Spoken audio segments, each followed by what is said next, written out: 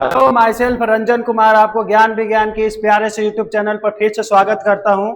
आज हम लोग ह्यूमन फिजियोलॉजी में जितने भी चैप्टर हैं उसको देखेंगे। तो उसी के क्रम को आगे बढ़ते हुए अगला चैप्टर है लोकोमोशन एंड मूवमेंट, जिसको हिंदी में कहते हैं गमन एंड संचलन। तो इस चैप्टर को देखेंगे। चैप्टर बहुत इंपॉर्टेंट है, याद करने वाला भी चीज है और समझने वाला भी चीज है। तो इस चैप्टर में दो भाग में बटा हुआ है। तो फर्स्ट भाग है मसल और सेकेंड भाग है स्केलेटन सिस्टम। तो आज के लेक्चर में हम यानी कि जो लेक्चर 1 है, आज वाला जो लेक्चर है, इसमें हम आपको मसल के बारे में पढ़ेंगे। मसल को एकदम मसल के रख देंगे। मसल में जितने भी चीज है सबसे पहले समझेंगे लोकोमोशन, मूवमेंट क्या है, उसके बाद और आगे बढ़ते जाएंगे। तो चलिए अपने चैप्टर की ओर चलते हैं। तो सबसे पहले हम आपको इस बता देते हैं कि चैप्टर में क्या क्या पढ़ाएंगे। पढ़ाएंगे का मिस हो गया है। चलिए, मिस हो गया तो आज हम बता देते हैं आपको क्या क्या पढ़ाएंगे, लिख कर ही बता देते हैं। पहला पढ़ाएंगे आपको लोकोमोशन एंड मूवमेंट, जो कि आपको हेडिंग दिखाई दे रहा होगा। उसके बाद हम आपको टाइप्स ऑफ मूवमेंट बताएंगे, टाइप्स ऑफ मूवमेंट। उसके बाद मसल पढ़ाएंगे। मसल के बाद टाइप्स ऑफ भी मसल पढ़ाएंगे, टाइप्स ऑफ मसल, यानी कि मसल के कितना प्रकार होता है। उसके बाद हम आपको मसल में पढ़ाएंगे कुछ स्ट्रक्चर पढ़ाएंगे। फिर हम आपको मसल कॉन्ट्रैक्शन पढ़ाएंगे। अगला टॉपिक होगा मसल कॉन्ट्रैक्शन। फिर हम आपको पढ़ाएंगे स्लाइडिंग फिलामेंट थ्योरी। तो आज का लेक्चर में इतना होगा, मतलब स्लाइडिंग फिलामेंट। फिर एक और बताएंगे red muscle fibre and white muscle fibre बताएंगे। रेड एंड व्हाइट के बारे में डिफरेंस हम आपको दिखा देंगे। तो इतना टॉपिक आज के लेक्चर में हम कवर करेंगे। तो चलिए अपने टॉपिक की ओर चलते हैं। तो सबसे पहले हम आपको बताते हैं कि चैप्टर का नाम है लोकोमोशन एंड मूवमेंट। तो लोकोमोशन को आप दो वर्ड में तोड़ दो, सिंपल सर। एक लोकेशन होगा, एक क्या होगा, मोशन होगा। लोकेशन यानी कि इसको और तोड़ो तो कहो कि पोजीशन, यानी कि जहां पे अभी हम खड़े हैं उसको हम कहेंगे लोकेशन। मोशन यानी कि गति कहो, गति यानी कि अगर पोजीशन में चेंज आ रहा है तो उसको हम क्या कहेंगे, लोकोमोशन। पोजीशन मतलब आपका स्थान अगर चेंज हो जाए, जैसे मान लीजिए कि अगर हम अभी यहाँ पे खड़ा है तो कुछ देर बाद अगर हम यहाँ पे चल गए तो इसको हम क्या कहेंगे, लोकोमोशन कहेंगे। मतलब एक स्थान से दूसरे स्थान पर जाना ही क्या है, लोकोमोशन है। अगला टॉपिक है आपका मूवमेंट। अगला टॉपिक क्या है, मूवमेंट। लोकोमोशन समझ में आ गया, एक स्थान से दूसरे स्थान तक जाना क्या है, मूवमेंट। मूवमेंट को हम कहते हैं मूव करना। कोई भी अंग को हम मूव कर रहे हैं, जैसे मान लीजिए कि मेरा हाथ, हम यहीं पे खड़े हैं लेकिन मेरा हाथ ऐसे क्या कर रहा है, रोटेट कर रहा है। This is movement, this is a movement. यानी कि किसी भी अगर अंग को हम हिला रहे हैं तो क्या हो जाएगा, एक प्रकार का मूवमेंट है। दोनों वर्ड का मतलब समझ में आ गया। सर लोकेशन का मतलब अगर स्थान ही एक जगह से दूसरा जगह चल गए तो लोकोमोशन हो गया। लेकिन अगर एक जगह ही रह के, एक जगह रहकर अगर अपना कोई भी बॉडी पार्ट को हिला रहे हैं तो उसको हम क्या कहेंगे, मूवमेंट कहेंगे। तो अब हम डिफिनेशन देखते हैं कि लोकोमोशन क्या है। ये तो समझाने वाली बात हुई, लिखने वाले जो कि आप छापने में आगे है ये है। तो हम यहाँ पे देखते हैं लोकोमोशन। तो जो हम चीज बताए वही होगा बाबू, क्योंकि पीपीटी तो हम ही बने लेने है। तो पीपीटी हम बनाए हैं। तो लोकोमोशन देखो एकदम सिंपल वे में एकदम लिखे हैं। सिंपल वे में यहाँ पे लिखा हुआ है कि लोकेशन, भले लोकोमोशन, लोकेशन प्लस किससे बनेगा, मोशन से। अगर स्थान परिवर्तन होगा तो उसको हम लोकोमोशन कहेंगे, और अगर बस अंग हिला रहे हैं तो उसको हम क्या कहते हैं, मूवमेंट कहेंगे। अगर कोई भी चीज हिला रहे हैं, अंग हिला रहे हैं, तो उसको हम क्या कहेंगे, मूवमेंट कहेंगे। तो लोकोमोशन का हम डिफिनेशन देखते हैं। लोकोमोशन का डिफिनेशन, तो लोकोमोशन एक ऐसी क्षमता मतलब ताकत होगा ना चलने के लिए, एक क्षमता है जिसमें कोई जीव या इकाई एक स्थान से दूसरे स्थान तक जा सकती है, उसी को हम क्या कहेंगे? लोकोमोशन। मतलब मान लो कि अगर हम यहाँ से अपने स्टूडियो से अगर बाहर चल जाएं तो क्या हो जाएगा? लोकोमोशन। लेकिन यहीं पे रह के हम ऐसे हिला रहे हैं, हाथ पैर हिला रहे हैं, तो उसको क्या कहेंगे? This is the movement. यह एक विशेष, इसमें क्या होता है? अच्छा, यह मूवमेंट यह विशेष प्रकार का है, मूवमेंट का एक प्रकार कह सकते हो। मूवमेंट का प्रकार कैसे हुआ? यह मूवमेंट का एक विशेष प्रकार है। देखिए मूवमेंट का कैसे प्रकार है। हम मूवमेंट अभी आपको हम क्या बताएं सिंपल वे में, कि अगर हम कोई भी अंग को हिला रहे हैं जिसको लिम्स कहते हैं, अगर हिला रहे हैं तो उसको मूवमेंट कहेंगे। तो अगर हम चल रहे हैं यहां से, अगर यहां चल रहे हैं तो बिना पैर हिले हुए गया, पैर का तो मूवमेंट हुआ ना, पैर यहां से था तो इसका पोजीशन ऐसे हुआ कि नहीं हुआ? सिंपल कहने का मतलब कि अगर पैर चेंज हुआ, पैर का मूवमेंट हुआ, तो चल रहे हैं तो मूवमेंट है, चल रहे हैं तो क्या है? मूवमेंट। यही स्थान परिवर्तन हो गया तो उसी मूवमेंट को हम क्या कहते हैं? लोकोमोशन। अब कोई ऐसे तो कि सर यहाँ पे ऐसे एकदम खड़ा हो जाएंगे तो चल जाएंगे, तो तुम ऐसे चलोगे, ऐसे चलोगे, तो ऐसे भी चलेगा, तो ये भी एक प्रकार का मूवमेंट है। तुम गोड़ को कर रहे हो ना आगे पीछे, ये भी प्रकार का एक मूवमेंट है। अगर हम क्वेश्चन पूछे कि क्या सभी जीव के लिए मूवमेंट जरूरी है? सभी जीव के लिए मूवमेंट जरूरी है? क्योंकि सर जरूरी है। अच्छा, कोई अगर हाथ पर ना हिलाएगा तो ना जी पाएगा? बताओ क्या है? मूवमेंट जरूरी है। तो इसका आंसर होगा यस, सभी जीव के लिए मूवमेंट क्या होगा? जरूरी होगा। सभी जीव के लिए मूवमेंट क्या होगा? ऑल लिविंग ऑर्गेनिज्म के लिए आपको मूवमेंट जरूरी पड़ेगा। क्यों? बाहरी एक्सटर्नल चीज नहीं हिला रहे हो, शरीर में ब्लड का मूवमेंट हो रहा है, डब्ल्यूबीसी का मूवमेंट हो रहा है, डब्ल्यूबीसी का मूवमेंट पढ़ रहे होगे, हेमोवाइडल मूवमेंट होता है। इसमें बताए थे क्या? इसमें भी बताया था पेरिस्टाल्टिक मूवमेंट बताया था। ये भी एक प्रकार का मूवमेंट है, शरीर तो नहीं रहा लेकिन अंदर वाला पार्ट तो मूव कर रहा है ना, हार्ट भी तो मूव कर रहा है, और हार्ट में मतलब ब्लड मूव कर रहा है। तो ऑल लिविंग ऑर्गेनिज्म में मूवमेंट जरूरी है।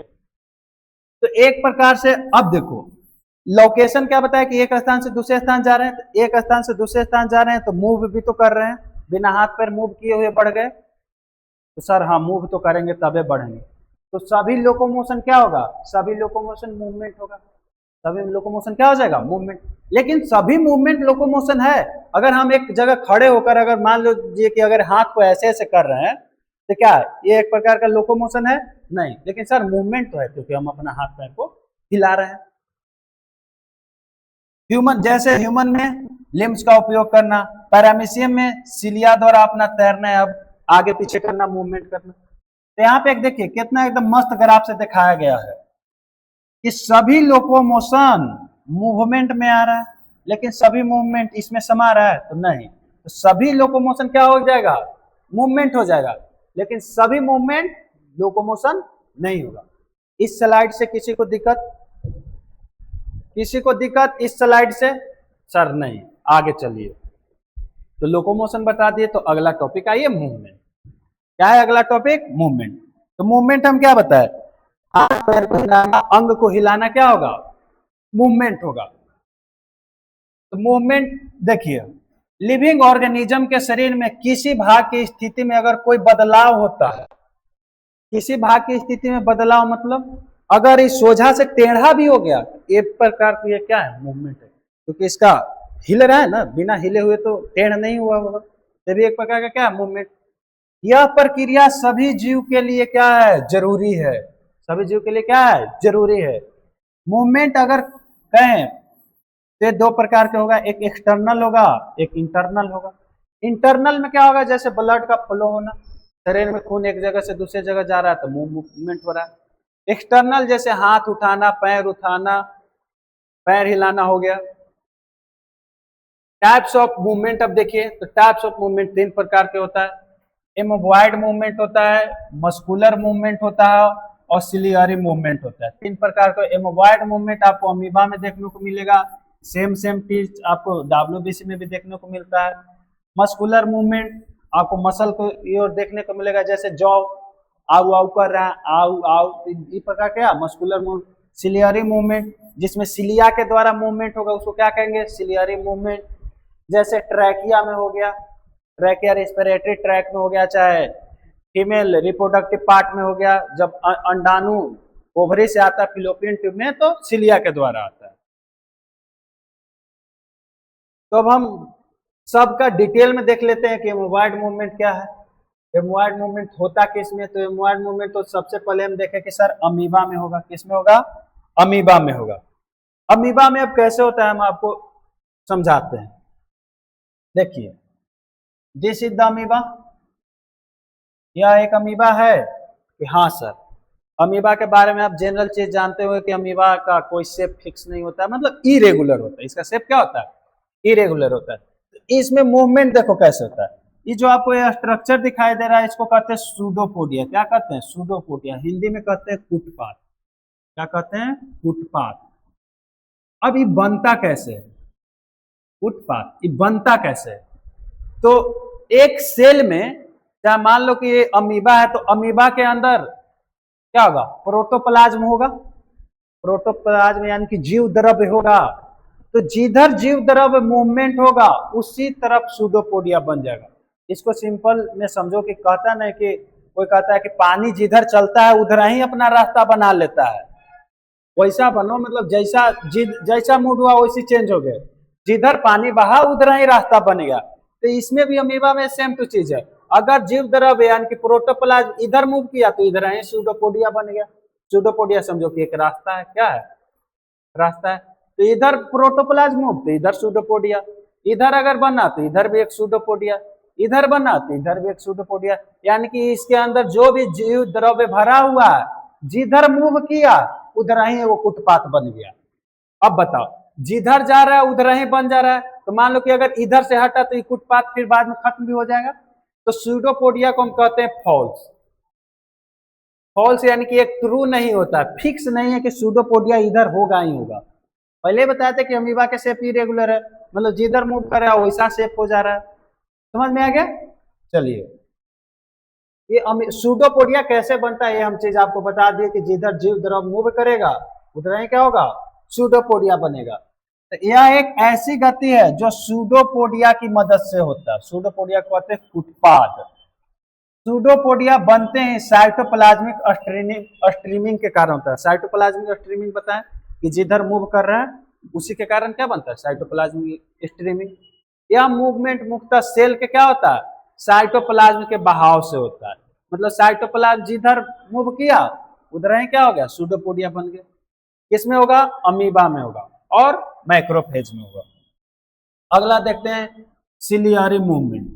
सिलियरी मूवमेंट यानी कि सिलिया के द्वारा होगा। तो सिलिया इंटरनल ऑर्गन में पाया जाता है। तो यह मूवमेंट कुछ आंतरिक अंगों यानी कि इंटरनल ऑर्गन में पाई जाती है, जहां की लाइनिंग सिलियरी एपिथेलियम से क्या होता है, बनी होती है। इसका एग्जांपल बताया था, एक ट्रैकिया, एक फीमेल रिप्रोडक्टिव सिस्टम, दो जगह पाया जाएगा। सिलियरी मूवमेंट का सिंपल मतलब है कि भाई जिसको अगर सिलिया से मूवमेंट होगा उसको हम सिलियरी मूवमेंट कहेंगे। कहाँ पे होगा, जनरली इंटरनल में होता है। किस किस में होगा, ट्रैकिया में होगा और फीमेल रिप्रोडक्टिव पार्ट में होगा। आगे है मस्कुलर मूवमेंट। आगे क्या है, मस्कुलर। तो मस्कुलर में क्या बताया, यह मूवमेंट मसल के संकुचन यानी कि कॉन्ट्रैक्शन से होता है। मसल जिधर कॉन्ट्रैक्ट कर रहा है उधर ही क्या होगा, उसका मूवमेंट होगा। इसमें शरीर के भाग जैसे लिम्स, जॉ, टंग आदि भी क्या है, शामिल है। टंग भी क्या है, एक मस्कुलर ऑर्गन है। यह मूवमेंट तेज होगा जब मसल है। तो मान लीजिए कोई भी रिफ्लेक्स हुआ, चाहे कुछ भी, जैसे मान लीजिए कि ये है, इसको हम तुरंत जल्दी से कर सकते हैं, ऐसे ऐसे जल्दी से कर सकते हैं, यानी कि तेज भी है और इफेक्टिव भी होता है, मतलब आपको जोर से लग भी सकता है। देखिए ये है फीमेल रिप्रोडक्टिव पार्ट। अब मूवमेंट को एक तरीका से और हम देख सकते हैं, बेस्ड ऑफ कंट्रोल। अगर मेरा कंट्रोल है, अगर मूवमेंट पर मेरा कंट्रोल है तो उसको हम क्या कहेंगे, उसको हम वॉलेंटरी मूवमेंट कहेंगे। क्या कहेंगे, वॉलेंटरी मूवमेंट। वॉलेंटरी मूवमेंट यह वह मूवमेंट है जिस पर मेरा क्या होता है, कंट्रोल करते हैं। यानी कि जैसे मान लीजिए कि मेरा हाथ उठाना मेरा कंट्रोल है कि नहीं, हम चाहेंगे तो उठाएंगे, नहीं चाहेंगे तो नहीं उठाएंगे। तो जिस पर मेरा कंट्रोल होगा उसको वोलेंट्री कहेंगे। जैसे जैसे क्या कह सकते हो, हाथ उठाना, मुंह का चलाना, गर्दन घुमाना, ये सब क्या मेरा कंट्रोल है। इनवॉलेंट्री यानी कि जिस पर आपका कंट्रोल नहीं है उसको हम क्या कहेंगे, इनवॉलेंट्री मूवमेंट। ये वे मूवमेंट होते हैं जो हमारी इच्छा के बिना होता है, मतलब मेरा कंट्रोल है ना, आप चाहो चाहे ना चाहो उसका मूवमेंट होकर करेगा। जैसे हार्ट का धड़कना, आप हार्ट का धड़कना रोक सकते हो, शरीर में ब्लड फ्लो हो रहा, आप रोक सकते हो चाह के कि हम रोक देंगे? नहीं, तो इस सब आपका कंट्रोल नहीं है। ये एटोनॉमिक नर्वस सिस्टम से क्या होता है, नियंत्रण होता है, क्योंकि मेरा कंट्रोल नहीं है तो एटोनॉमिक यानी कि सेल्फ होगा। अब इससे पहले हम आपको, नहीं यहीं से देखिए, वो आगे का टॉपिक है, तो हम चलते हैं मसल की ओर। मसल नाम है, मसल नाम है तगड़ा। मसल को हिंदी में कहते हैं मांसपेशी। क्या कहते हैं, मांसपेशी। तो जनरल पहले चीज समझो कि ह्यूमन में मांसपेशी अप्रोक्स 640 होता है। कितना होता है, 640। यानी कि number of muscle, number of muscle कितना हमारे शरीर में पाया जाता है, 640। सर एक ह्यूमन, एडल्ट ह्यूमन में 640 मसल होगा। मसल के बारे में थोड़ी थोड़ी चीज हम जानते हैं धीरे धीरे, क्योंकि इस लेक्चर ही मसल की ओर डेडिकेटेड है। तो मसल में जो सेल पाया जाएगा उसको मसल सेल कह सकते हैं, मायोसाइट कह सकते हैं। क्या कह सकते हैं, मायोसाइट। मायोसाइट वह विशेष मसल होता है जो मूवमेंट में क्या करता है, मदद करता है। मूवमेंट में क्या करेगा, मदद करेगा। क्योंकि हर एक चीज जो शरीर में हो रहा है उसको एक छोटा चीज ही कंट्रोल करता है। पिछला चैप्टर में पढ़ाए थे कि किडनी में पढ़ते हैं कि यूरिन फिल्ट्रेशन होता है, लेकिन किडनी में भी एक सबसे छोटा चीज था, नेफ्रॉन। उसी प्रकार मसल बहुत बड़ा चीज है, तो मसल में भी एक जो छोटा सा चीज होगा उसको क्या कहेंगे, मायोसाइट। इसी की वजह से क्या होता है, मूवमेंट होता है, यानी कि एक जगह से दूसरे जगह जा सकते हैं या खड़े रहकर अपना कोई भी चीज को मूव कर सकते हैं।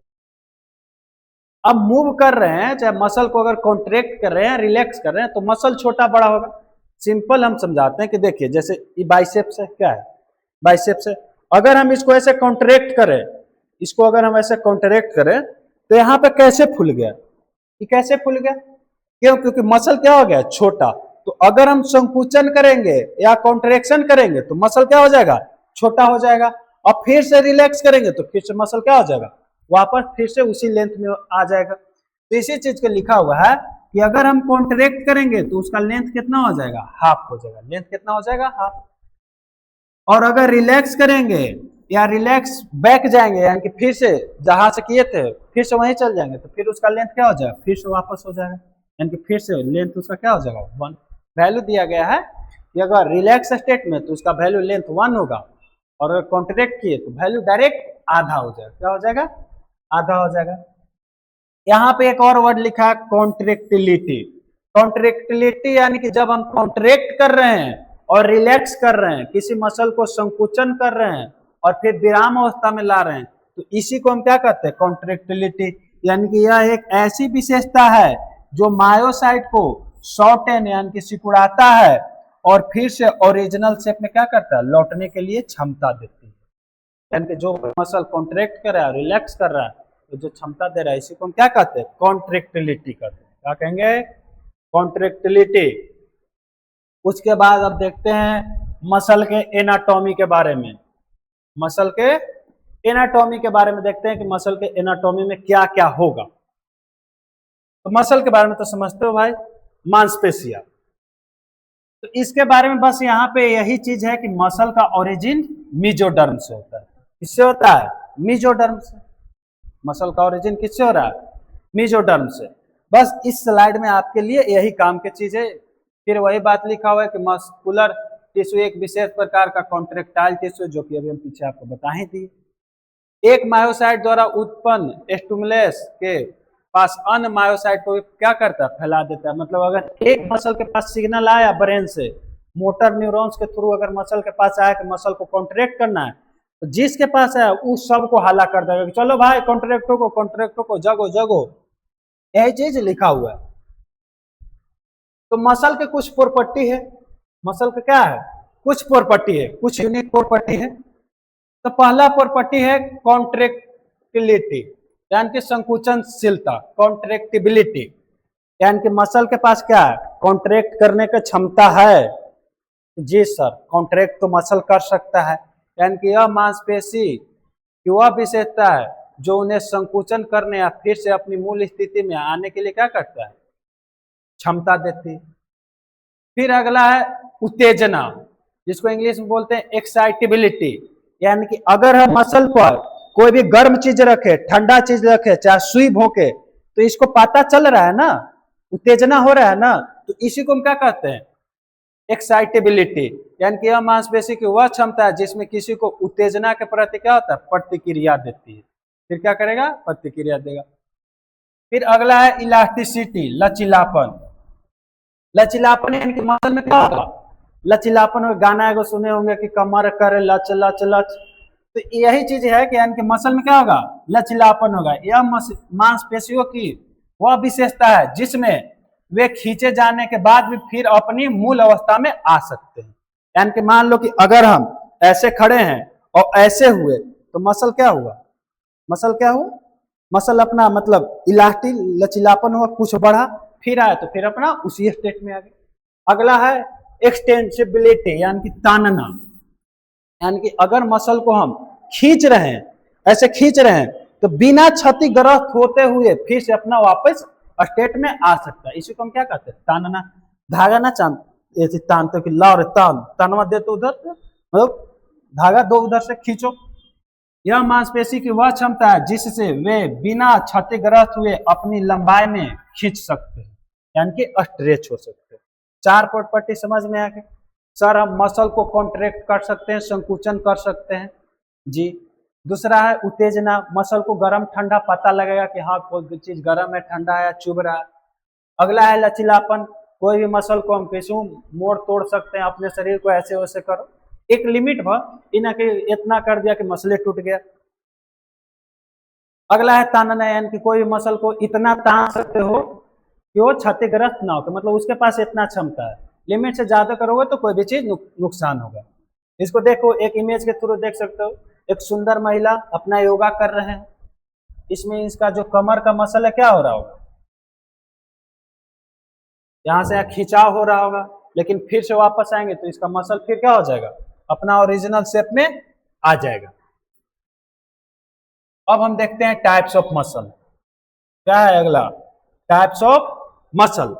तो मसल भी बहुत प्रकार के होगा, जैसे अभी मूवमेंट अब देखें कि मूवमेंट क्या प्रकार के होगा, उसी प्रकार आपको मसल भी बहुत प्रकार के हो सकते हैं। तो हम आपको यहाँ पे 3 प्रकार के मसल पढ़ाएंगे। पहला होगा आपको कार्डियक मसल, जो ओनली प्रेजेंट रहेगा हार्ट में, only present in heart. Cardiac muscle केवल कहाँ पे प्रेजेंट रहता है, हार्ट में। दूसरा आपको मिलेगा स्केलेटन मसल, दूसरा क्या है, स्केलेटन मसल, जो कि आपको स्केलेटन सिस्टम में मिलेगा। और तीसरा है आपका स्मूथ मसल। इस चैप्टर में हम यही 3 मसल के बारे में पढ़ेंगे, पहला कार्डियक मसल, दूसरा स्केलेटन मसल, तीसरा स्मूथ मसल।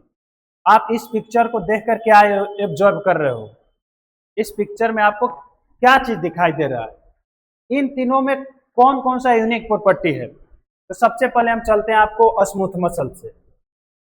स्मूथ मसल के एंड पर आपको पतला दिखाई दे रहा होगा, क्या है, पतला दिखाई दे रहा है जी सर, ये पतला तो है, दोनों छोर क्या है, पतला, इसको कहते हैं टेपरिंग। क्या कहते हैं, टेपरिंग, यानी कि अगर दोनों एंड पतला होगा तो उसको क्या कहेंगे, टेपरिंग कहेंगे। अब इसमें देखो, इन दोनों मसल में कॉमन चीज दिखा रहे हैं, दोनों में आपको लाइट एंड डार्क बैंड दिखाई दे रहा होगा। लाइट एंड डार्क बैंड मतलब एक जगह खूब गहरा दिखाई दे रहा होगा, एक जगह थोड़ा सा पतला दिखाई दे रहा है। सेम चीज इसमें भी है, सेम चीज क्या है इसमें भी। तब इसी को हम डिटेल में पढ़ लेते हैं। सबसे पहले स्मूथ मसल के बारे में, स्मूथ मसल के बारे में अभी बताएं कि सिरे क्या होते हैं, पतले होते हैं, यानी कि टेपरिंग एंड है, दोनों एंड पतला होगा। इन मांसपेशियों की कोशिका के दोनों सिरों पर क्या होता है, पतली होती है, यानी कि सुई जैसी होती है। इसमें लाइट एंड डार्क बैंड क्या होता है, absent रहते हैं, यानी कि इसमें लाइट एंड डार्क बैंड क्या होगा, नहीं होगा। कार्डियक मसल ये केवल हार्ट में पाया जाएगा, किसमें पाया जाएगा, हार्ट में। ये क्या करता है, हार्ट को धड़काने में मदद करता है। हार्ट में बताया था ना, एसए नोड ही धड़का रहा था, यानी कि वहां पे नोडल टिश्यू था। अब स्केलेटन मसल ये किस में पाया जाएगा, कंकाल तंत्र में पाया जाएगा। इस पर मेरा कंट्रोल है, इसीलिए इसको हम क्या बोलेंगे, वोलेंटरी बोलेंगे। इसमें भी क्या था, light and dark band present था, लाइट एंड डार्क बैंड क्या था, प्रेजेंट था। इतना चीज समझ में आ गया। अब इसी को और हम डिटेल में देखते हैं, तो डिटेल में देखिए, इसको विसरल मसल भी कहते हैं, क्योंकि ये हॉलो ऑर्गन में पाया जाता है। जैसे स्मूथ मसल हमारे डाइजेस्टिव सिस्टम में हो सकता है, रेस्पिरेटरी सिस्टम में हो सकता है, हॉलो हुआ इसीलिए हम इसको विसरल मसल कहें। इसमें लाइट डार्क बैंड नहीं है, इसीलिए इसको बोले नॉन स्ट्रेटेड मसल बोले। टेपरिंग बोले कि इस पर टेपरिंग होता है, और ये इनवोलेंट्री होते हैं, यानी कि इस पर मेरा कंट्रोल नहीं है, इसीलिए हम इसको क्या बोल सकते हैं, इनवोलेंट्री मसल। इसका कार्य क्या है, पाचन तंत्र में फूड को आगे बढ़ाना, और फीमेल जेनाइटल ट्रैक में एग को आगे बढ़ाने, यानी कि एग को ओवरी से लेकर कहाँ जाना पड़ेगा, फिलोपियन ट्यूब में।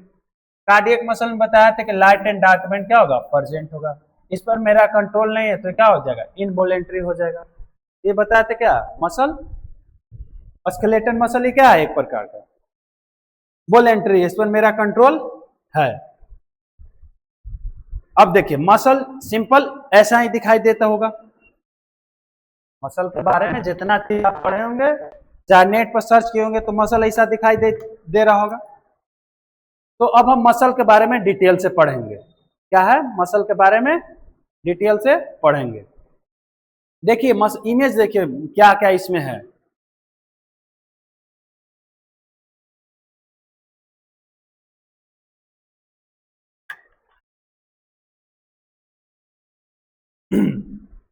तो देखिए मसल के बारे में दिखाते हैं, आपको बताते हैं। ऐसा मसल दिखाई दे रहा है। अगर हम इस मसल में से एक छोटा सा पॉइंट, एक छोटा सा भाग अगर हम काट लें, और अगर उसको हम जूम करके देखें, तो देखो कैसा दिखाई देगा, आपको ऐसा दिखाई देगा। क्या है, ऐसा ही आपको दिखाई देगा। तो यह एक मसल है, क्या है, यह एक मसल है। इसको तो हम क्या बोल दिए, मसल बोले, क्या है, मसल है।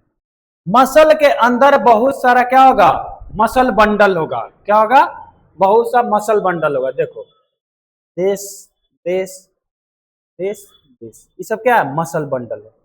तो यहां से एक क्वेश्चन पूछ सकते हैं, बोल सकते हैं कि अगर बहुत सारा मसल बंडल मिला दें तो क्या बन जाएगा, मसल बन जाएगा। क्या बन जाएगा, मसल।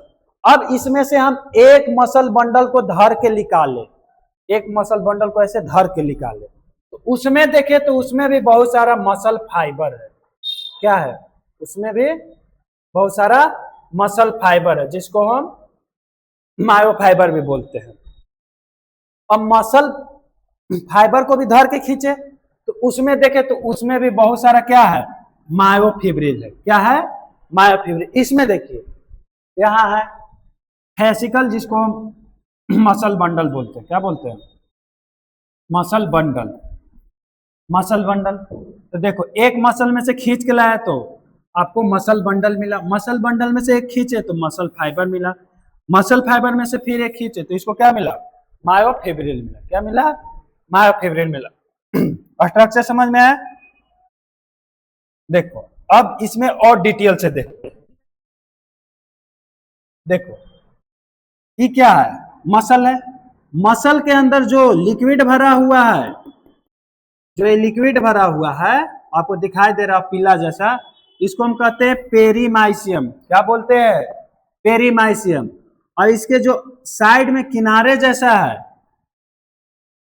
इसको हम क्या बोलेंगे, इसको हम बोलेंगे एपीमाइसियम। क्या बोलेंगे, एपीमाइसियम। तो मसल में आपको दो स्ट्रक्चर दिखाई देगा। उसके अंदर तो पहले एक बहुत सारा मसल बंडल होगा, मसल बंडल के चारों तरफ जो लिक्विड भरा हुआ उसको हम क्या कहेंगे, पेरीमाइसियम कहेंगे। और जो मसल बंडल को बांध के रखा है उसको हम क्या कहेंगे, एपीमाइसियम। समझ में आ गया मसल के बारे में। अब हम मसल को क्या करके धर के निकाले, मसल बंडल को धर के निकाले। अब मसल बंडल को धर के निकाले तो उसमें से भी एक और लेयर निकाले, तो हमको क्या मिला, मसल फाइबर मिला। क्या मिला, मसल फाइबर। तो मसल फाइबर में देखें तो सबसे पहले देखें कि मसल फाइबर के जो ऊपर कोवरिंग है उसको हम क्या बोलेंगे, तो उसको हम बोलेंगे सैक्रोलेमा। क्या बोलेंगे, सैक्रोलेमा। और उसके अंदर जो लिक्विड भरा है उसको हम बोलेंगे सैक्रोप्लाज्मा। क्या बोलेंगे, सैक्रोप्लाज्मा। और इसी में एक और स्ट्रक्चर होता है जिसको हम बोलते हैं सैक्रोप्लाज्मिक रेटिकुलम। सैक्रोप्लाज्मिक रेटिकुलम, रेटिकुलम क्या बोलेंगे, सैक्रोप्लाज्मिक रेटिकुलम। और इसी के अंदर क्या होगा, मायोफिब्रिल होगा। स्ट्रक्चर समझ में आया, स्ट्रक्चर समझ में आया। देखो इसको और हम आपको एक अलग से डायग्राम बना के दिखा देते हैं। इस इमेज को बस आप ध्यान रखिएगा, ध्यान से देखो। मान लो कि ये सबसे बड़ा क्या है, मसल है। क्या है, दिस इज द मसल। अब इसमें देखें कि बहुत सारे ऐसे छोटा छोटा पाइप है, छोटा छोटा क्या है, पाइप है, बहुत सारा है। तो इस छोटे छोटे पाइप को बोले मसल बंडल। क्या बोले, मसल बंडल। ले मसल बंडल, मसल बंडल बोले। अब एक मसल बंडल को हम धर के यहां से निकाले, एक मसल बंडल को धर के निकाले। इसको और थोड़ा सा बड़ा बनाते हैं। एक मसल बंडल को धर के निकाल, तो इसमें भी देखे कि बहुत सारा क्या है, मसल फाइबर है। क्या है, मसल, या मसल फाइबर है, मसल फाइबर है। अब इसको भी हम ऐसे धर के निकालें, मसल फाइबर के धर के निकालें। इसमें भी हमको ऐसे बहुत सारा स्ट्रक्चर दिया जिसको हम क्या बोले, मायोफिब्रिल। क्या बोले, मायोफिब्रिल। तो देखो पहला स्ट्रक्चर क्या होगा, मसल। दूसरा स्ट्रक्चर मसल बंडल। तीसरा structure muscle fibre. Muscle fibre में से निकाले तो मायोफिब्रिल। अब इसमें एक चीज पढ़ने वाला था कि मसल फाइबर के जो बाहरी लेयर है उसको हम क्या बोलेंगे, तो सैक्रोलीमा बोलेंगे। क्या बोलेंगे, सैक्रोलीमा। और इसके अंदर जो लिक्विड भरा होगा उसको हम बोलेंगे सैक्रोप्लाज्म। क्या बोलेंगे, सैक्रोप्लाज्मा। और इसके अंदर एक जाल जैसा स्ट्रक्चर होगा उसको हम क्या बोलेंगे, सैक्रोप्लाज्मिक रेटिकुलम बोलेंगे। समझ में आ गया, जी सर समझ में आ गया। इसी स्ट्रक्चर को यहाँ पे भी दिखाए हैं, सेम टू सेम। अब जितना भी स्ट्रक्चर है उसके बारे में देख लेते हैं। वो तो देखने वाला चीज है, लिखने वाला चीज आपको काम वाला चीज ये है। तो आपको मसल के ऊपर एक कोवरिंग दिखाई देगा। मसल के ऊपर क्या दिखाई देगा, एक कोवरिंग। तो मसल के ऊपर जो कोवरिंग है उसको हम बोलते हैं फेसिया। क्या बोलते हैं, मसल के ऊपर जो कोवरिंग रहेगा उसको हम क्या बोलेंगे, फेसिया बोलेंगे। मसल के ऊपर जो कोवरिंग रहेगा उसको हम फेसिया बोलते हैं। यह एक कैलोजन क्या होता है, शीथ होता है, जो पूरी मसल को क्या करता है, चारों ओर से ढका रहता है। यानी कि मान लो कि यह मसल है, तो मसल के अगर चारों तरफ से जो घिरा हुआ है उसको हम क्या बोलेंगे, फेसिया बोलेंगे। क्या बोलेंगे, फेसिया। अब इसी में बताए थे इपीमाइसियम, इपीमाइसियम और पेरीमाइसियम दिखाई दे रहा था। देखो फिर से स्ट्रक्चर देखो, इपीमाइसियम और पेरीमाइसियम। पेरीमाइसियम अंदर वाला लिक्विड पदार्थ था, अंदर वाला क्या था, लिक्विड पदार्थ था। तो देखो एपीमाइसियम के बारे में सबसे पहले देखो, यह एक प्रकार का डेंस कनेक्टिव क्या होता है, टिश्यू होता है। एक प्रकार का क्या है, डेंस कनेक्टिव टिश्यू जो बाहरी से रहेगा। दूसरा है आपको पेरीमाइसियम नहीं है। उसके बाद आप देखो मसल बंडल। पेरीमाइसियम के बारे में आप क्या लिख सकते हो, देखो यहाँ पे पेरीमाइसियम के बारे में, पेरीमाइसियम, पेरीमाइसियम। तो पेरीमाइसियम के बारे में क्या लिख सकते हो, मसल में पाए जाने वाले लिक्विड को हम क्या कहेंगे, पेरीमाइसियम कहेंगे। और मसल में बहुत सारा क्या था, मसल बंडल था। तो मसल बंडल के बारे में देखो, मसल बंडल को या मसल बंडल फाइबर को या फैसिकल को कुछ भी कह सकते हो। तो मसल फाइबर जब एक साथ समानांतर जुड़े होते हैं तो उससे क्या बनता है, मसल बंडल बनता है। क्या बनता है, muscle bundle. Sir muscle fibre मिलता है तो देखो, एक मसल बंडल में बहुत सारा मसल फाइबर था, मान लो कि मसल बंडल है, क्या है, मसल बंडल है। मसल बंडल है तो मसल बंडल के अंदर ये बहुत सारा क्या है, ये सब क्या है, क्या है, मसल फाइबर है। क्या है, मसल फाइबर है। तो अगर बहुत सारा हम मसल फाइबर के मिला दें तो क्या बनेगा, मसल बंडल बनेगा। इसे पूरे बंडल को ही क्या कहते हैं, मसल बंडल कहते हैं या फेसिकल कहते हैं। यह कनेक्टिव टिश्यू शीट से ढका होता है जिसे हम क्या कहते हैं, पेरीमाइसियम कहते हैं। पेरीमाइसियम, मसल बंडल को पेरीमाइसियम सर कैसे कह दिए, तो देखो मसल बंडल के चारों तरफ ना पेरीमाइसियम है कि नहीं है। चलो उसके बाद स्ट्रक्चर हम पढ़ेंगे मसल बंडल, उसके बाद हम पढ़ेंगे मसल फाइबर। मसल बंडल तो पढ़ लिए, तो मसल फाइबर के बारे में। मसल फाइबर क्या है, यह एक फेसिकल के अंदर क्या होता है, कई इंडिविजुअल क्या होते हैं, मसल फाइबर। फेसिकल अभी हम क्या बोले, फेसिकल किसको बोले, मसल बंडल को। किसको बोले, मसल बंडल को। यानी कि एक मसल बंडल में बहुत सारा क्या होगा, मसल फाइबर होगा। अब इसे सैक्रोलेमा यानी कि उसके चारों तरफ जो घेरा हुआ है उसको हम क्या कहेंगे, सैक्रोलीमा कहेंगे। उसके अंदर जो लिक्विड भरा रहेगा उसको हम क्या कहेंगे, सैक्रोप्लाज्म कहेंगे। उस पर जो जाली जैसा स्ट्रक्चर रहेगा उसको हम कहते हैं सैक्रोप्लाज्मिक रेटिकुलम, जो कि हम आपको आगे पढ़ाएंगे। तो देखिए एक पूरा देख लीजिए कि कैसे होगा, कैसे होगा। तो सर एक मसल था जिससे हमको बहुत प्यार था। तो एक मसल में बहुत सारा फेसिकल जिसको हम मसल बंडल बोले। एक मसल में बहुत सारा क्या होगा, मसल बंडल होगा। अब एक मसल बंडल में बहुत सारा क्या होगा, मसल फाइबर होगा। क्या होगा, बहुत सारा मसल फाइबर होगा। और एक मसल फाइबर में बहुत सारा क्या होगा, मायोफिब्रिल होगा। क्या होगा, बहुत सारा मायोफिब्रिल होगा। और एक मायोफिब्रिल में बहुत सारा क्या होगा, सैक्रोमियर होगा। सैक्रोमियर में दो प्रोटीन होता है जिसको एक्टिन एंड मायोसिन कहते हैं। क्या कहते हैं, एक्टिन एंड मायोसिन कहते हैं। तो इतना स्ट्रक्चर समझ में आ गया। हाँ सर, पहला स्ट्रक्चर मसल। मसल के अंदर बहुत सारा मसल बंडल, एक मसल बंडल में बहुत सारा मसल फाइबर, एक मसल फाइबर में बहुत सारा मायोफिब्रिल, मायोफिब्रिल के बाद सैक्रोमियर, एक सैक्रोमियर में बहुत सारा एक्टिन। और मायोसिन क्या होगा, फिलामेंट होगा, जो कि एक प्रकार का क्या है, प्रोटीन है। तो मसल फाइबर देख लिया, मायोफिब्रिल देखिए। अगला स्ट्रक्चर क्या है, मायोफिब्रिल। तो एक मसल फाइबर में अनेक फिलामेंटस मायोफिब्रिल होता है जिसको मायोफिलामेंट भी कहते हैं। क्या कहेंगे, मायोफिब्रिल कहेंगे। अब मसल फाइबर में क्या क्या था, तो सर उसमें लिक्विड था जिसको हम सैक्रोप्लाज्म कर रहे थे। यह एक अस्टेयर मसल की साइटोप्लाज्म होती है। इनमें कई न्यूक्लियाई होते हैं, इसीलिए हम क्या कहते हैं, सिंसाइटियम कहते हैं। क्या कहते हैं इसको, सिंसाइटियम। यानी कि एक मसल फाइबर में बहुत सारा न्यूक्लियस होता है। अगला है सैक्रोलिमा, यानी कि उसके बाहरी कवच को हम क्या कहेंगे, सैक्रोलिमा। देखो यह क्या लिखा हुआ है, लिखा हुआ है यहाँ पे कि यह प्लाज्मा मेम्ब्रेन है, यानी कि जो बाहरी झिल्ली है उसको हम क्या कहेंगे, सैक्रोलिमा, जो एक एक मसल फाइबर को क्या करता है, घेरती है। सैक्रोलिमा के नीचे क्या रहता है, सैक्रोप्लाज्म रहता है।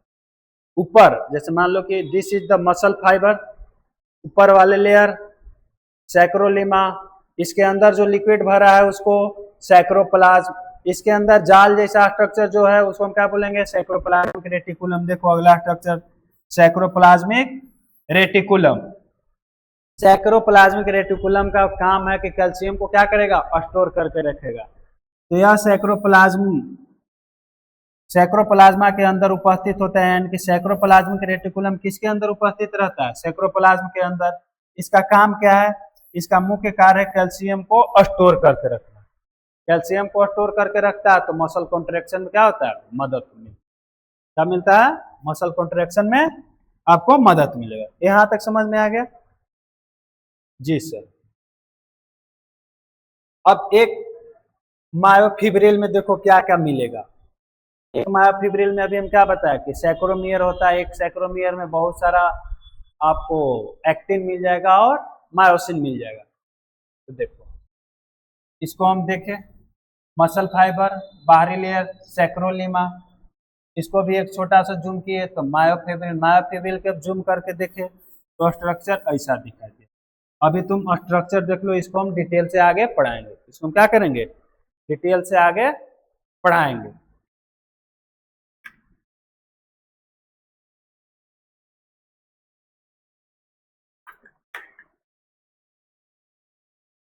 आगे देखिए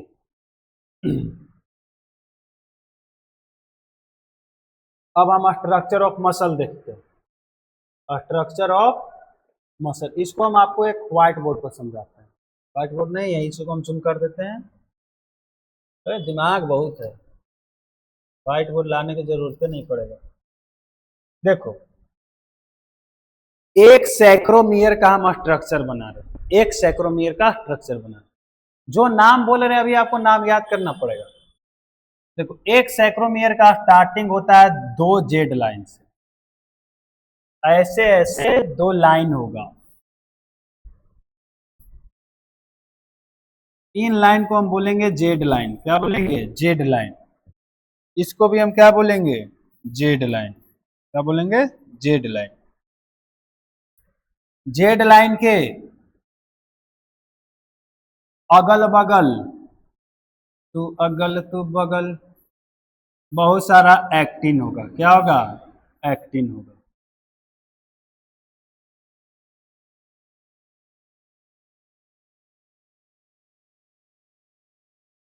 देखिए ऐसा बहुत सारा क्या होगा, एक्टिन। सेम टू सेम इधर भी यानी कि चिपका दो।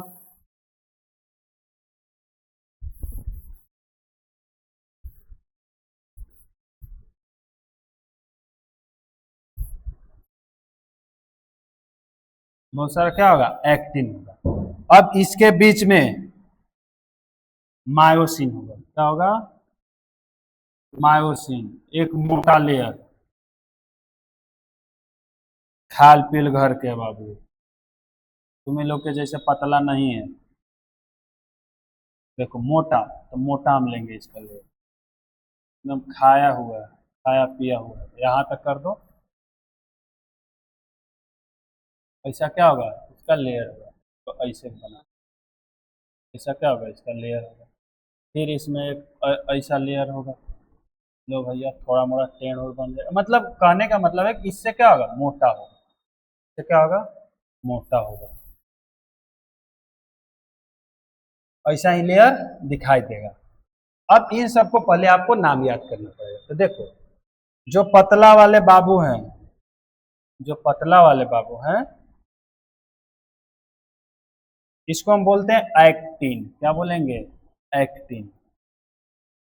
तो इधर भी एक्टिन, इधर भी क्या होगा, एक्टिन होगा।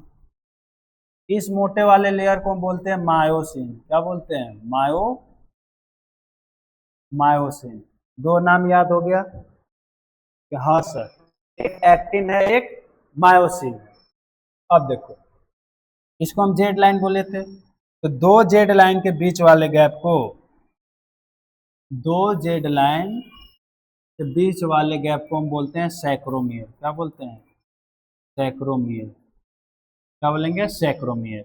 अब ये जो लाल वाला दिखाई दे रहा है, ये जो लाल वाला यहाँ से जो है, कि इसको फुल यानी कि मायोसिन के फुल लेंथ को, इसको हम बोलते हैं ए बैंड। क्या बोलेंगे, ए बैंड। ए बैंड में, ए बैंड उसको, उस लंबाई को बोले जिसमें क्या है, मायोसिन है। एक्टिन भी है लेकिन ए बैंड केवल ओनली डिफाइन है मायोसिन के लेंथ को बताने के लिए। देखो अब इधर भी देखो, एक से छूट गया था ना, इधर भी होगा ऐसे मायोसिन होगा, इधर भी आगे जा रहा होगा, इधर भी क्या होगा, आगे जा रहा होगा, इधर भी वैसे हो रहा होगा, आगे जा रहा होगा, इधर भी ऐसे जा रहा होगा। इसमें जो केवल एक्टिन मौजूद है, यानी कि जिसमें केवल एक्टिन मौजूद होगा, उसको हम क्या बोलते हैं, उसको बोलते हैं आई जोन। ये जो ओवरलैप कर रहा है इसको बोलते हैं ओ। और इसमें जो केवल मायोसिन है, जो केवल मायोसिन है, इसको हम बोलते हैं एच जोन। क्या बोलते हैं, एच जोन। ओवर भी समझ में आ गया। ये आपको नाम आपको याद करना ही पड़ेगा। क्या करना पड़ेगा, नाम याद करना ही पड़ेगा। सर 2 जेड लाइन है, क्या है, 2 जेड लाइन है, 2 जेड लाइन के बीच की दूरी को हम बोले सैक्रोमियर। क्या बोलेंगे, सैक्रोमियर। सैक्रोमियर में 2 प्रोटीन है, पतला वाला एक्टिन, मोटा वाला मायोसिन। सब अल्टरनेटिव है, एक के बाद क्या आ रहा है, एक आ रहा है। केवल हम जहां से यानी कि फुल लेंथ ऑफ मायोसिन को हम क्या बोले, ए बैंड बोले। क्या बोले, ए बैंड। जिसमें केवल मायोसिन है उसको हम क्या बोले, एच जोन बोले। क्या बोले, एच जोन। जिसमें केवल एक्टिन है उसको क्या बोले, आई। और जिसमें मायोसिन एक्टिन दोनों है उसको क्या बोले, ओ। यहाँ से एक बीच लाइन आता है, इसको हम बोलते हैं एम लाइन। क्या बोलते हैं, एम लाइन। क्या बोलेंगे, एम लाइन। समझ में आ गया इतना चीज। अब यही चीज आपको यहाँ पे लिखा हुआ है, क्योंकि हम लिखे हैं अपने हाथों से। देखिए सर नहीं दिखाई दे रहा है तो यहाँ पे देखो, एकदम बहुत बढ़िया से लिखल है, बहुत अच्छा से लिखल है, बहुत अच्छा से लिखा हुआ है। तो देखो इस लाइन को हम क्या बोले, जेड लाइन। देखो यहाँ पे लिखा हुआ है जेड लाइन। क्या है, जेड लाइन। ये भी क्या होगा, जेड लाइन। बीच वाले लाइन को हम क्या बोले, एम लाइन। क्या बोले, एफ लाइन। 2 जेड लाइन के बीच की दूरी को हम क्या बोले, सैक्रोमियर। क्या बोले, सैक्रोमियर। ये केवल लाल वाला देखो, इस लाल दिस, यहाँ से दिस, इसको हम क्या बोले, ए बैंड बोले। क्या बोले, ए बैंड। यहाँ देखो आई, इसमें केवल ए होगा, थोड़ा सा लाइनिंग गड़बड़ाया हुआ। आई जिसमें केवल क्या होगा, एक्टिन होगा। क्या होगा, केवल एक्टिन होगा, एक्टिन। एच जोन देखो, एच जोन लिखा हुआ है, एच जोन। एच जोन जिसमें केवल क्या होगा, myosin, only present in myosin, उसको हम क्या बोलेंगे, एच जोन। इतना आपको सबसे पहले आपको नाम याद करना ही पड़ेगा। इसमें आपको समझाने वाला कोई चीज नहीं है, यहाँ पे आपको ये चीज आपको याद रखनी पड़ेगी। उसके बाद ही आपको आगे टॉपिक समझ में आएगा। तो देखो इस सब के बारे में हम लिख दिए हैं डिटेल से। तो मायोफिब्रिल में देख लो, मायोफिब्रिल में अभी हम क्या बताए थे, मायोफिब्रिल में बताया कि ईच मसल फाइबर में बहुत सारा क्या होता है, मायोफिब्रिल होगा। एक मायोफिब्रिल में प्रोटीन का फिलामेंट होता है जिसे हम क्या कहते हैं, एक्टिन मायोसिन। याद रखना कि एक मायोफिब्रिल में लगभग 3000 एक्टिन होगा, तो 1500 क्या होगा, मायोसिन होगा। 1500 क्या होगा, मायोसिन। अप्रोक्स डाटा याद रखना कि एक अगर कोई मायोफिब्रिल बोले तो उसमें समझो कि 3000 क्या होगा आपको एक्टिन होगा, और 1500 क्या हो जाएगा, मायोसिन होगा। अब इसमें हम बताया कि एक्टिन पतला होता है, मायोसिन क्या होता है, मोटा होता है। इसी लाइन को यहाँ पे लिखा हुआ है, देखो।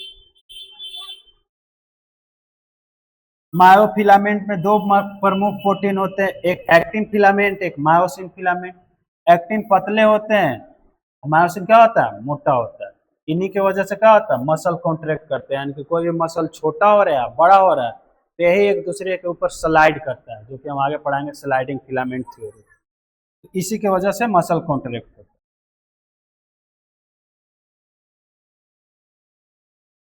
उसके बाद ये चीज बताई थी आपको। अब लाइट एंड डार्क बैंड में भी देख लीजिए। अभी जो मतलब बताया जो चीज, उसी को चीज यहाँ पे लिखे हैं, जो चीज बताया। तो सैक्रोमियर बताया अभी। सैक्रोमियर क्या बताया कि 2 जेड लाइन के बीच के भाग को हम क्या कहेंगे, सैक्रोमियर कहेंगे। या मसल कॉन्ट्रैक्शन का क्या होता है, फंक्शनल यूनिट होता है। यानी कि यहीं से मसल कॉन्ट्रैक्शन स्टार्ट होना क्या होता है, शुरू होता है। इसमें देखो जेड लाइन क्या बताते हैं, जेड लाइन यह एक पतली जिग जैग शेप जैसा होता है, ऐसे ऐसे बनाए थे, ऐसे ऐसे। दो आई बैंड को क्या करता है, बीचे बीचे करता है, देखो दो आई बैंड को, ये आई बैंड है, क्या है, ये आई बैंड है, ये क्या है, आई बैंड, इसको इसे बीचे बीचे फाड़ दिया, तुम क्या कहेंगे, जेड लाइन। और देखो ये किससे जुड़ा हुआ है, एक्टिन फिलामेंट, जेड लाइन से क्या होता है, जुड़ी होती है, एक्टिन फिलामेंट से जुड़ा हुआ है ना। यहाँ पे मायोसिन दिखाई दे रहा है, लाल वाला दिखाई दे रहा है, नहीं, तो ब्लू लाइन यानी कि एक्टिन है। इधर देखो आई बैंड के बारे में, आई बैंड का पूरा नाम है आइसोट्रोपिक, क्या है, आई बैंड यानी कि कोई आई बैंड बोला तो समझो कि आइसोट्रोपिक है, क्या है, आइसोट्रोपिक है। इसमें केवल क्या होगा, एक्टिन पाया जाएगा। यह पतला होता है इसीलिए मसल में लाइट एंड डार्क बैंड बनता है, आई बैंड के ही चलते बनता है, यानी कि सिंपल कह सकते हो कि एक्टिन की वजह से बनता है। यह जेड लाइन के क्या होता है, मध्य में स्थित रहता है। एम लाइन हमें बताया कि जो ए बैंड को ऐसे पीछे पीछे फाड़ देगा उसको हम क्या बोलेंगे, एम लाइन बोलेंगे। एच जोन, इसमें केवल क्या होगा, इसमें केवल मायोसिन होगा, इसमें केवल क्या होगा, मायोसिन। इसको कभी कभी हम बेयर जोन भी बोलते हैं, क्या बोलते हैं, बेयर जोन। ये सब चीज आपको डाटा वाला चीज है, आपको याद करना ही पड़ेगा, देख के फिगर की जेड लाइन क्या है, तो ऐसे दो लाइन खींचे जिग जैग तो उसको जेड लाइन कहेंगे। दोनों के बीच की दूरी को कहती है सैक्रोमियर, उसमें एक्टिन है, मायोसिन है, जिसमें केवल एक्टिन है उसको हम आई बोलेंगे, जिसमें केवल मायोसिन है उसको जे एच जोन बोलेंगे। फुल लेंथ ऑफ मायोसिन को हम ए बोलते हैं, ए बैंड बोलते हैं। तो ये सब चीज आपको सबसे पहले आपको याद करना पड़ेगा। अब ए बैंड के बारे में देखिए, आई बैंड बता ही दिए, तो ए बैंड क्या है, इसमें क्या होगा, मेन तो मायोसिन है, थोड़ा सा ओवरलैप जो कर रहा है उसको हम एक्टिन बोले, तो इसके किनारों पर क्या होता है, एक्टिन होता है। थोड़ा पार्शियली ओवरलैपिंग यानी कि पूरा तरह से ओवरलैप नहीं है, थोड़ा थोड़ा ओवरलैप है, इसको हम क्या बोलते हैं, ए बैंड कहते हैं। क्या कहते हैं, ए बैंड। अब अल्टरनेटिव रहता है, पहले एक्टिन फिर myosin, actin myosin, actin myosin, यानी कि अल्टरनेट पर है, एक को छोड़कर एक है। इसी की वजह से क्या बनता है, एक्टिन और मायोसिन की वजह से क्या बनता है, लाइट एंड डार्क बैंड। देखो जो व्हाइट वाला लाइन दिखाई दे रहा है इसको हम क्या कहेंगे, light band.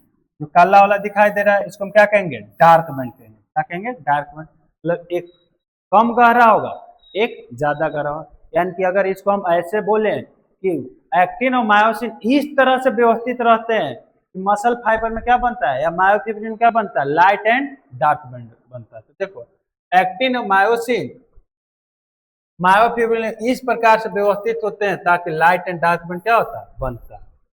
Light and dark, इसीलिए तो बताया था कि स्केलेटन मसल में लाइट एंड डार्क बैंड पाया जाता है और कार्डियक मसल में भी पाया जाता है। चलो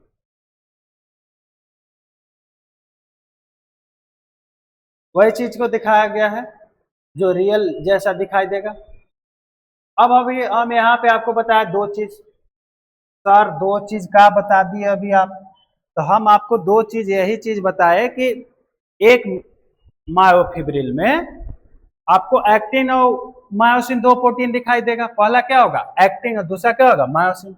सर एक्टिन पतला होता है, मायोसिन थोड़ा खाया पिया है, मोटा तगड़ा है। तो ये मोटा होगा, ये पतला होगा, तो नहीं जल्दी देखेंगे तो निपट जाएगा जल्दी। तो सबसे पहले हम एक्टिन के बारे में देखते हैं। तो एक्टिन क्या है, एक्टिन, तो एक्टिन बनता कैसे, एक्टिन बनता कैसे, तो देखो एक्टिन कैसे बनेगा हम आपको यहां पे समझाते रहे। जैसे देखो एक्टिन बनाने के लिए नहीं कि डायरेक्ट एक्टिन बन जाता है, एक्टिन को बनाने के पहले जी एक्टिन आता है। ऐसा आपको बहुत सारा अभी स्ट्रक्चर दिखाई दे रहा था ना एक्टिन में, तो जी सर दिखाई दे रहा था, तो ये ऐसे नहीं बनता है, डायरेक्ट ऐसे नहीं बनता है। आपको सबसे पहले एक छोटा यूनिट बनेगा, छोटा यूनिट बनेगा तो इसको हम कहेंगे जी एक्टिन। क्या कहेंगे, जी एक्टिन। जी एक्टिन अगर बहुत सारा मिलेगा तो उससे बनता है एफ एक्टिन। क्या बनता है, एफ एक्टिन, इसको हम बोलेंगे एफ एक्टिन। तो सर इसका नाम है जी एक्टिन, नहीं, जी का नाम, जी को हम कहते हैं ग्लोबुलर एक्टिन। क्या कहते हैं? ग्लोबुलर, गोलू मोलू जैसा है, इसीलिए क्या बोले? Globular actin. अब इसी को हम एक बहुत सारा लहरी में सजा दिए थे, इसको हम बोलते हैं फिलामेंटस एक्टिन। क्या बोलेंगे? Filament actin. और अगर एफ एक्टिन अगर दो को मिला दे, ऐसे ऐसे अगर ऐसे दो को मिला दे तो एक्टिन बनता है, यानी कि ऐसे एफ एक्टिन को ऐसे मिला दे। अब एक इसी पर एक और बना दे, इसी कलर से देख लो, ऐसे बना दे, उसको हम क्या कहते हैं? इसको हम बोलेंगे एक्टिन। क्या बोलेंगे? एक्टिन। तो एक्टिन कैसे बना समझ में है? सबसे छोटा unit G actin, G actin मिलाए तो एफ एक्टिन, एफ एक्टिन मिलाए तब एक्टिन बना। समझ में आ गया? देखो इसी चीज को भाषा में एवं चित्रकला में दोनों में दिखाया गया है, ताकि आपको एकदम समझ में आ जाए झमाझम। देखिए, पहला एक छोटा छोटा स्ट्रक्चर है, तो इसको हम बोले जी एक्टिन। क्या बोले? G actin. दिखाई दे रहा है? चलो, जी एक्टिन मिलाए, दो को मिला दिए तो डाइमर, और तीन को मिला दिए तो ट्राइमर। क्या बना? ट्राइमर। अब इसको बहुत सारा मिला दिए तो क्या बन गया? F actin. पहले डायरेक्ट एक्टिन लिख दिया, एफ एक्टिन बनता है। एक लड़ी को क्या बोलेंगे? F actin. और अगर दो एफ एक्टिन ऐसे मिला दिए तो क्या बन जाएगा? एक्टिन बन जाएगा। क्या बनेगा? एक्टिन। देखो यही चीज यहाँ पे लिखा हुआ है कि जी एक्टिन लिखा हुआ है कहाँ पे?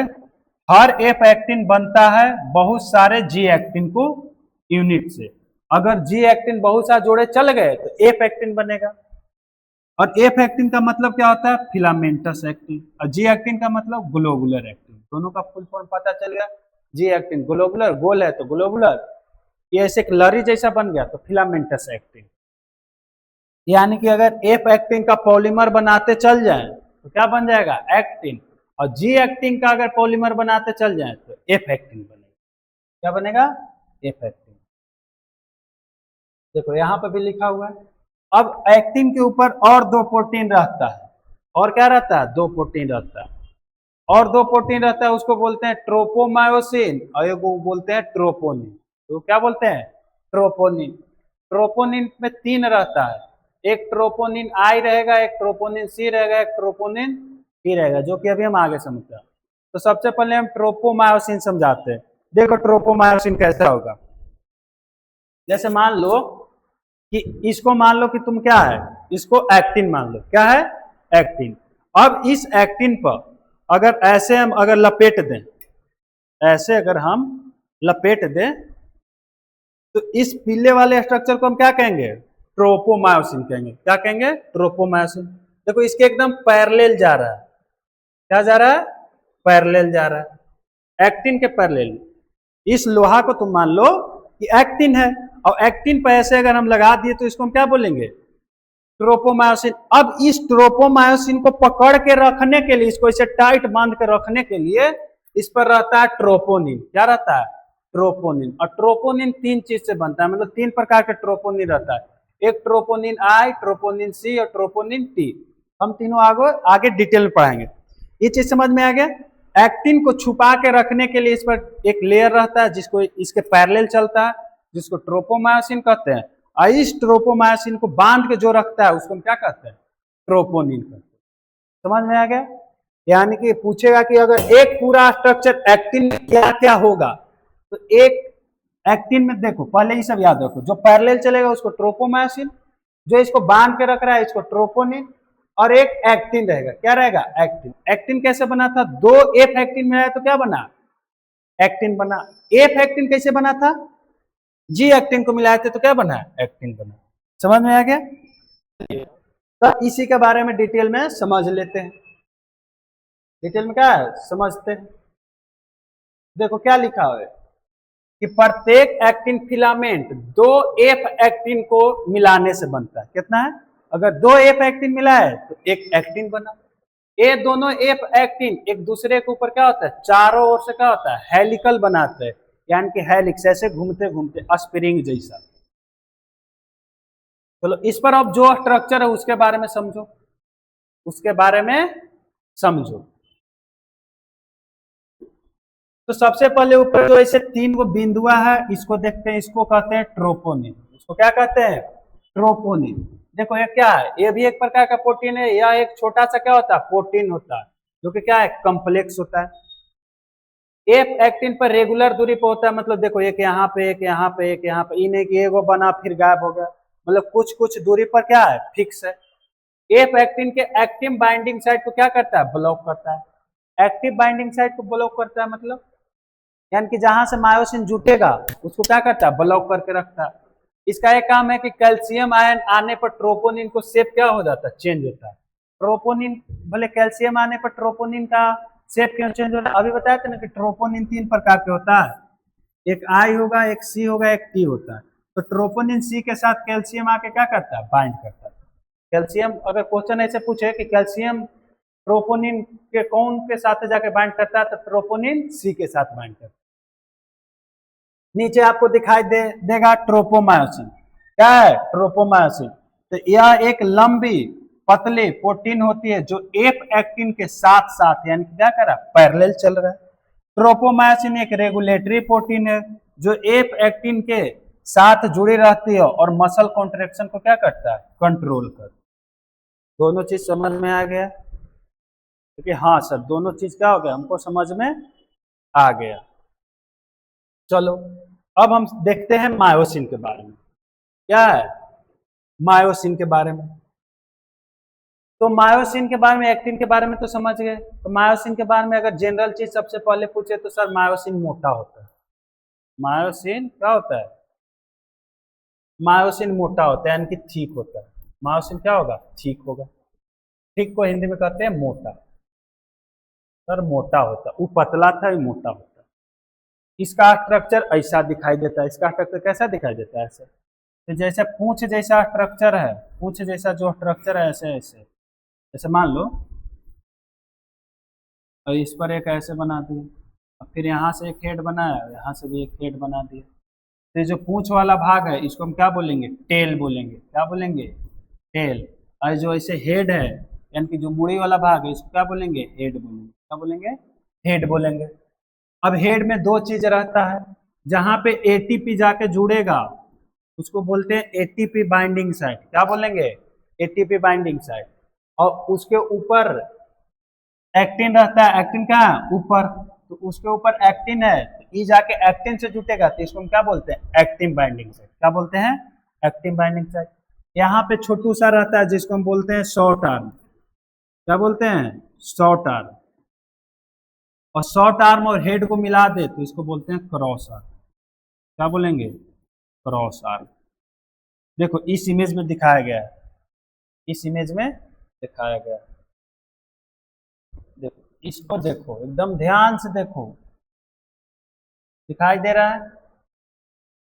ये हेड है, ये क्या है, हेड है। ये क्या है, टेल है। इन दोनों भाग को हम क्या बोले, क्रॉस आर्म। ये जो छोटू सा है इसको हम बोलते हैं शॉर्ट आर्म।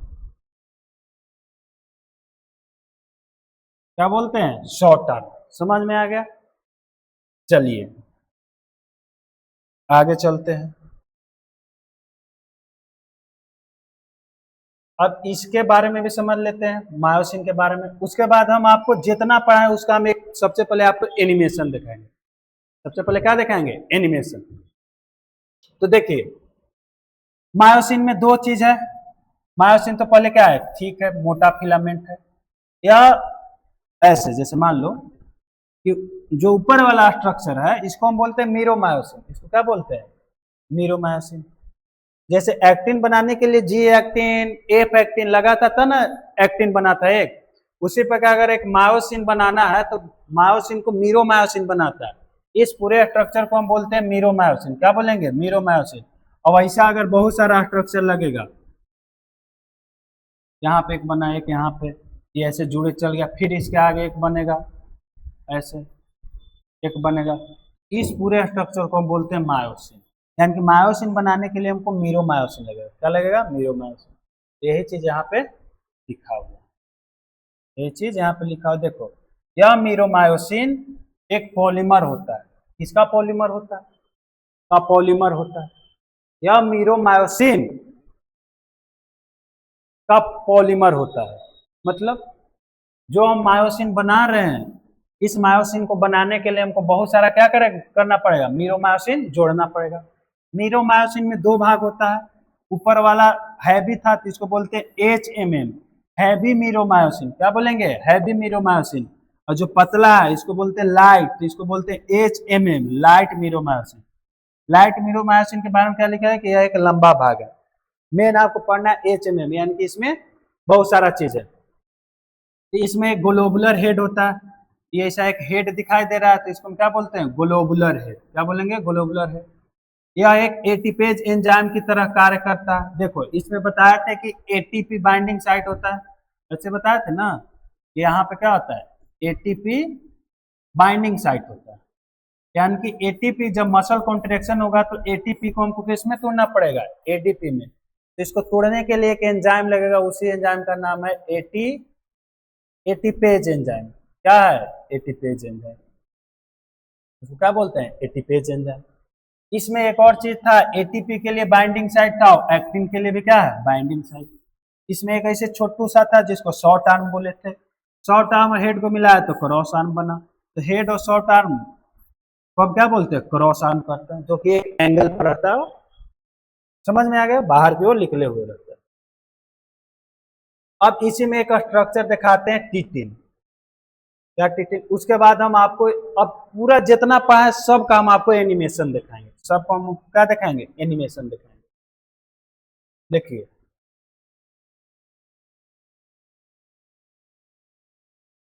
देखो, ऊपर वाला स्ट्रक्चर तो आपको पता होगा, इसको हम बोलते हैं एक्टिन। क्या बोलते हैं, एक्टिन। बीच वाले लेयर को हम क्या बोलते हैं, मायोसिन। क्या बोलते हैं, मायोसिन। मायोसिन के अंदर एक ऐसा लेयर दिखाई दे रहा होगा, इसी को हम बोलते हैं टिटिन। क्या बोलते हैं, टिटिन। दो जेड लाइन से जोड़ रहा है, मायोसिन में जो ऐसे निकला हुआ है, दो जेड लाइन से जोड़ा है, इसको ऐसे बोल सकते हो कि जेड लाइन से उत्पन्न होता है। टिटिन के बारे में देखो, यह कि बहुत लंबा और इलास्टिक होता है, प्रोटीन होता है। यह मायोसिन फिलामेंट को किससे जोड़ रहा है, जेड लाइन से। अगर ये ना रहे तो यहाँ पे टंगल रहेगा, तो नहीं सर, तो इसको जोड़ कौन रहा है, टिटिन।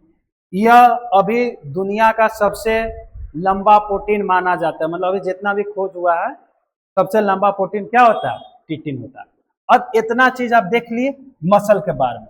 अब हम जितना चीज आपको पढ़ाए ना, सब का हम आपको एनिमेशन दिखा देते हैं। सब का हम आपको क्या दिखा देते हैं, एनिमेशन। एकदम आप आराम से एकदम देखिएगा, हर एक चीज आपको क्लियर हो जाएगा, हर एक चीज आपको क्लियर हो जाएगा। देखिए ध्यान से देखिएगा, एक मसल में क्या क्या है, मसल से लेकर मसल कॉन्ट्रेक्शन तक आपको हम क्लियर करवा देंगे। देखिए एक मसल, मसल से निकला है मसल बंडल, फिर मायोफाइबर, फिर मायोफिब्रिल। मायोफिब्रिल में ऐसे निकला, इसको हम जूम करेंगे। क्या करेंगे, जूम करेंगे। ये दोनों क्या है, जेड लाइन की मायोसिन एक्टिन है। मायोसिन क्या है, देखो एक टिटिन दिखाई दे रहा है, titin. This is the titin, this is the क्या है, टिटिन। अब इसी पर जैसे मान लो कि ये एक्टिन है, मायोसिन है, ये मायोसिन का हेड है, ऐसे ऐसे कर रहा है तो क्या हो रहा है, स्लाइड हो रहा है।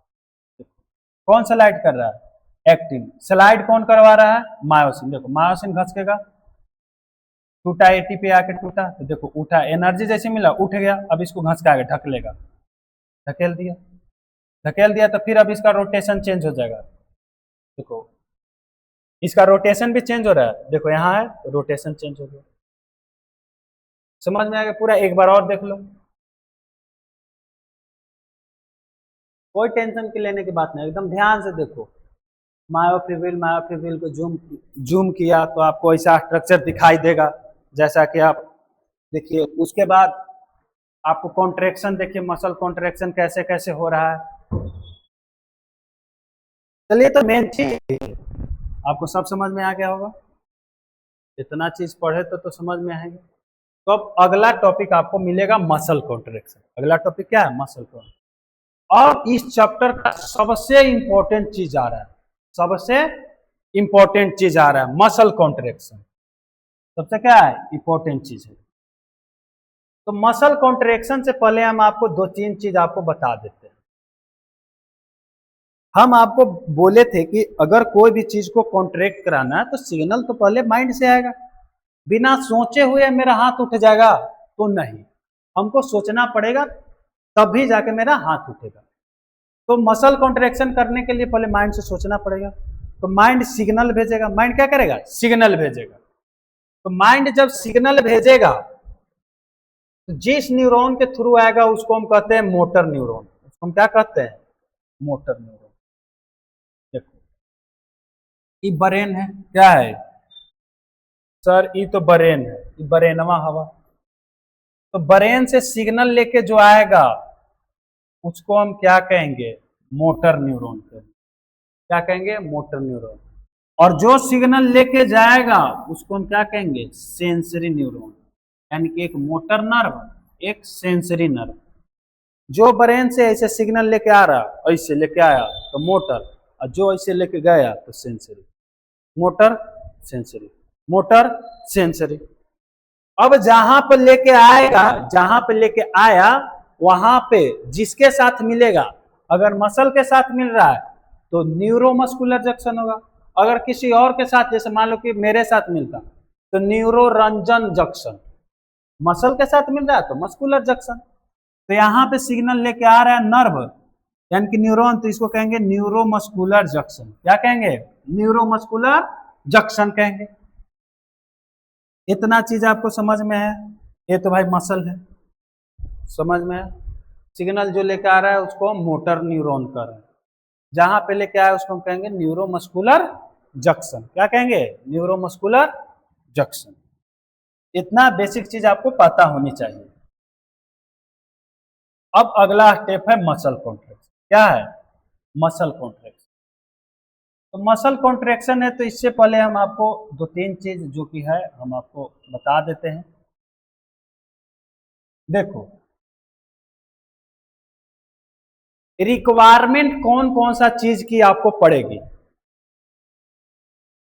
याद है एक सैक्रोप्लाज्मिक रेटिकुलम। देखो दो चीज है मसल कॉन्ट्रैक्शन में, दो ही मेन भाग ले रहा है। मसल कॉन्ट्रैक्शन में आपको दो ही चीज भाग ले रहा है। एक आपको एक्टिन भाग ले रहा है और एक आपको मायोसिन भाग ले रहा है। क्या कर रहा है? मायोसिन भाग ले रहा है। अब दोनों का रिक्वायरमेंट अलग अलग है। इसका ये कह रहा है कुछ मांग रहा है, इसका कुछ मांग है, और इसका भी भाई कुछ मांग है। कह रहा है कि ऐसे तो हम काम करबे ना करेंगे। एक्टिन को स्लाइड कर रहा है तो मायोसिन स्लाइड करवा रहा है। तो स्लाइड कराने के लिए एक्टिन जब जगह देगा तभी स्लाइड होगा। तो इसका कुछ मांग है और इसका भी कुछ मांग है। मांग देखो क्या है। एक्टिन कहता है कि हमको कैल्शियम दो, हमको क्या दो? कैल्शियम आयन दो। और मायोसिन कहता है कि हमको एटीपी दो। दोनों का मांग समझ में है? एक्टिन कह रहा है कि हमको कैल्शियम दो, ये कह रहा है कि हमको एटीपी दो। तो एटीपी तो माइटोकॉन्ड्रिया में बन रहा है, पढ़े होंगे। Mitochondria is the power house of the cell. ATP तो इसको मिल जाएगा। कैल्शियम कैसे मिलेगा? तो जब हम मसल फाइबर आपको पढ़ा रहे थे तो बताया था कि सबसे बाहरी लेयर था सैक्रोलेमा, उसके अंदर था सैक्रोप्लाज्म, और उसके अंदर एक जाल जैसा स्ट्रक्चर था जिसको हम बोले थे सैक्रोप्लाज्मिक रेटिकुलम, जो कि कैल्शियम स्टोर करके क्या किया था? रखा था। ये तो पता चल गया कि हमको कैल्शियम मिल सकता है सैक्रोप्लाज्मिक रेटिकुलम से हमको मिल सकता है, रेटिकुलम से हमको मिल सकता है। लेकिन देगा कैसे? कौन जाके कहेगा कि दो? हमारे पास हाथ तो ना है कैसे हम जाके सैक्रोप्लाज्मिक रेटिकुलम से निकाल लेंगे।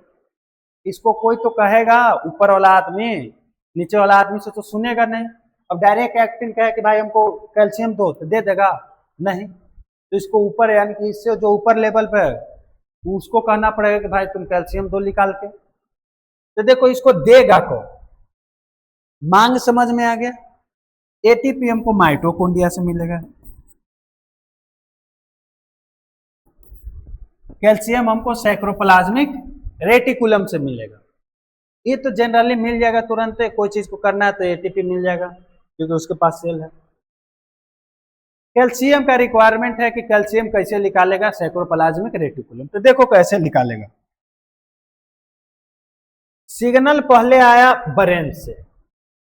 सिग्नल किससे आया बाबू? तो सिग्नल आया ब्रेन से। सिग्नल किससे आया? ब्रेन से।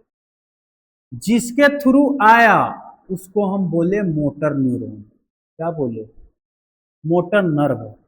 जो लिखा था वही देखो, मोटर नर्व। मोटर नर्व आया न्यूरोमस्कुलर जंक्शन पर। न्यूरोमस्कुलर जंक्शन पर। न्यूरोमस्कुलर जंक्शन पाया जहां पे मसल न्यूरॉन्स जहां मिल रहे थे उसको कहें न्यूरोमस्कुलर जंक्शन।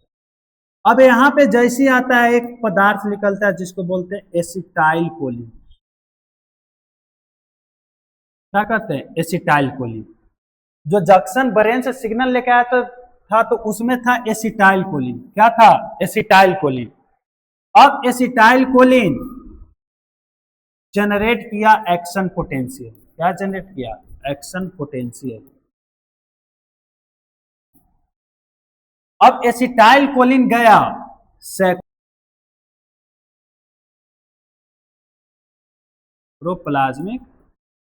रेटिकुलम के पास गया। इसके पास है कैल्शियम। इसके पास यही ना स्टोर करके रख ले कैल्शियम।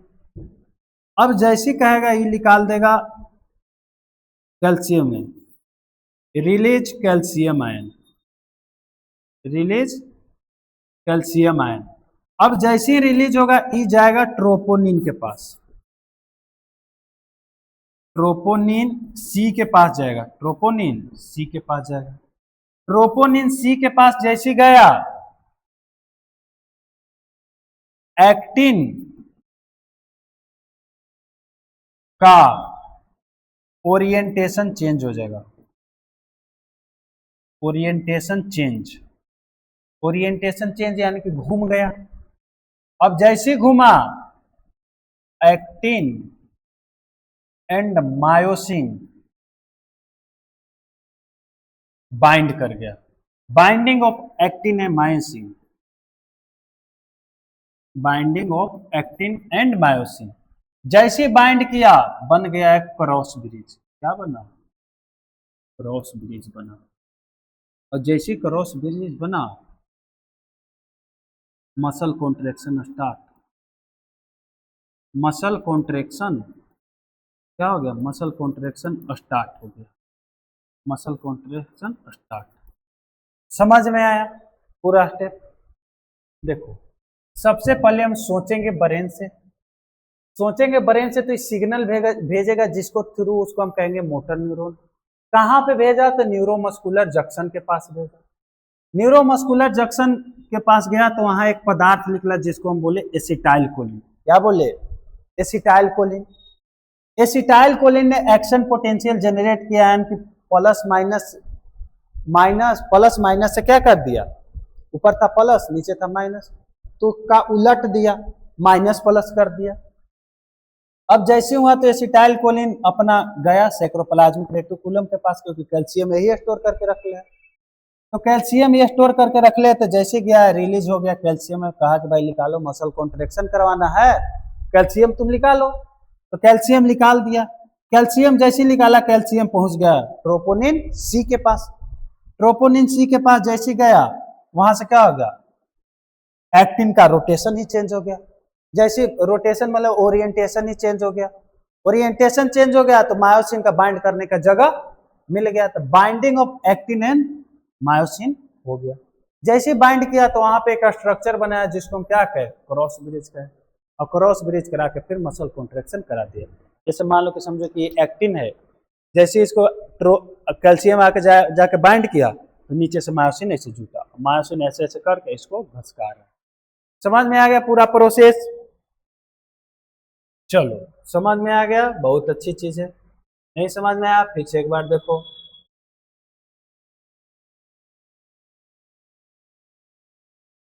अब इसी चीज को यहाँ पे लिखा हुआ है तो क्या लिखा है? न्यूरोमस्कुलर जंक्शन पर सिग्नल पहुंचेगा। सिग्नल कहाँ पहुंचेगा? न्यूरोमस्कुलर जंक्शन पर। वहां पे एक इलेक्ट्रिकल सिग्नल होता है जी उसको हम क्या कहते हैं? न्यूरो जंक्शन तक भले पहुंचता है, वहां से न्यूरोट्रांसमीटर मॉलिक्यूल जैसे एसिटाइलकोलिन क्या होता है, एसिटाइलकोलिन रिलीज होगा। अब जो जाएगा मसल फाइबर के पास, तो मसल फाइबर के ऊपरी वाला लेयर को सैक्रोलेमा कहते हैं। सैक्रोलेमा और सब रिसेप्टर के थ्रू पूरा सिग्नल पहुंचा दिया, वहां पे हो गया एक्शन पोटेंशियल का क्या होगा, प्रसार हो गया। जैसे प्रसार होगा तो कैल्शियम आयन अब रिलीज होगा। कैल्शियम आयन रिलीज कहाँ से होगा, तो सैक्रोप्लाज्मिक रेटिकुलम से रिलीज होगा। जैसे कैल्शियम आयन रिलीज हुआ वो कहाँ चल जाएगा, ट्रोपोनिन सी के पास। ट्रोपोनिन सी के पास जैसे जाएगा मसल कॉन्ट्रैक्शन स्टार्ट होगा by the cross bridge cycle, यानी कि ऐसे जूटा, इसको क्या बोलेंगे, क्रॉस ब्रिज। समझ में आ गया।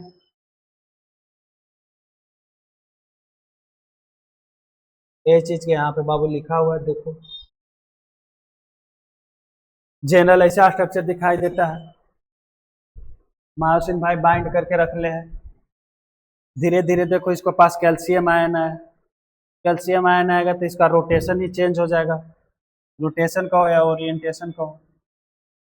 अब इसके पास कैल्शियम आ गया तो इसके पास अब एटीपी आना बाकी है। एटीपी मिला, एटीपी को तोड़ दिया एडीपी में। किसमें तोड़ दिया, एडीपी में तोड़ दिया। और एडीपी में तोड़ दिया तो इसको एनर्जी मिल गया। अब ये देखो धीरे धीरे सट रहा है, इसमें नहीं सटा, इसमें क्या हो गया, सट गया। चलो, और क्रॉस ब्रिज साइकिल वही है कि टच किया तो क्रॉस ब्रिज बना, और धीरे धीरे ऐसे करके क्या करेगा, घसकाएगा। यही साइकिल रिपीट होगा। अब अगला है स्लाइडिंग फिलामेंट थ्योरी। अगला क्या है, स्लाइडिंग फिलामेंट थ्योरी। आगे आपको मिला स्लाइडिंग फिलामेंट। इससे पहले हम आपको कुछ चीज दिखाते हैं। देखो स्लाइड करने के लिए अभी बताया कि ये मान लो कि एक्टिन है, ये क्या एक्टिन है, तो नीचे मायोसिन है, इसको ऐसे करके स्लाइड कर रहा है। तो स्लाइड किस पर कर रहा है, मायोसिन के ऊपर। कौन कर रहा है, एक्टिन।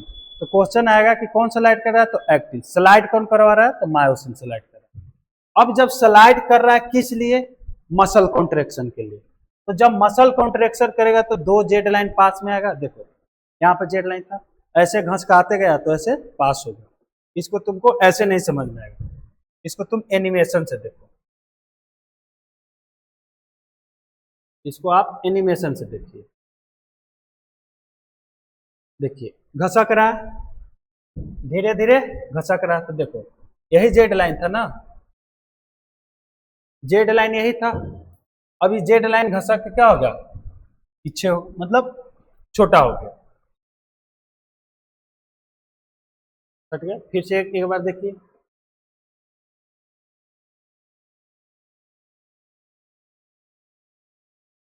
जेड लाइन क्या हो रहा है, पास हो रहा है। जेड लाइन पास हो रहा है, आई लाइन घट रहा है, ओवरलैपिंग लाइन बढ़ रहा है, एच जोन घट रहा है, A band same to same है। ए बैंड क्या है, सेम टू सेम। तो यही है स्लाइडिंग फिलामेंट थ्योरी। तो पूछेगा कि स्लाइडिंग फिलामेंट थ्योरी में एक्टिन, देखो स्लाइडिंग फिलामेंट थ्योरी में लिखना क्या है कि यहां देखो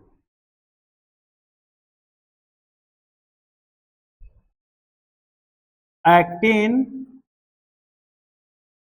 मायोसिन के ऊपर स्लाइड करता है। क्या करता है, स्लाइड करता है। क्यों भाई, एक पतला एक मोटा है, पतला के ऊपर अगर मोटा स्लाइड करे तो अच्छा भी लगेगा, मोटे के ऊपर अगर पतला हो जाए तो अच्छा नहीं लगेगा। चलिए, इसी बात को अगर स्लाइड किया तो इसमें हो क्या रहा है, देखो हो क्या रहा है। तो दो जेड लाइन तो पहले पास आ रहा है, दो जेड लाइन क्या हो रहा है, पास है। तो एक्टिन फिलामेंट धीरे धीरे क्या हो रहा है, एक्टिन फिलामेंट धीरे धीरे क्या हो रहा है, जेड लाइन के साथ कौन जुड़ा हुआ था, जेड लाइन के साथ जुड़ा हुआ था एक्टिन। तो ऐसे ऐसे घसक के अगर आ रहा है तो एक्टिन किसके पास आ रहा है, एम लाइन के पास। बीच में क्या था, एम लाइन था, बीच में एम लाइन, साइड में ऐसे दो जेड लाइन, यहीं पे जुटा हुआ था एक्टिन, यहीं पे क्या जुटा हुआ था, एक्टिन ऐसे। अब जब ये दोनों घसक के आएगा तो एक्टिन किसके ओर जा रहा है, this is the M line, this is the M line, this is the Z line. ये क्या है, जेड लाइन है। अब दोनों जेड लाइन घसक रहा है तो एम लाइन की ओर आ रहा है, यानी कि इसमें से जेड लाइन आपस में क्या आते हैं, पास आती है। क्या है, पास में आती है। पूरा सैक्रोमियर छोटा होगा। अब जेड लाइन ही पास आ रहा है तो दोनों जेड लाइन के बीच की दूरी को हम सैक्रोमियर बोले थे।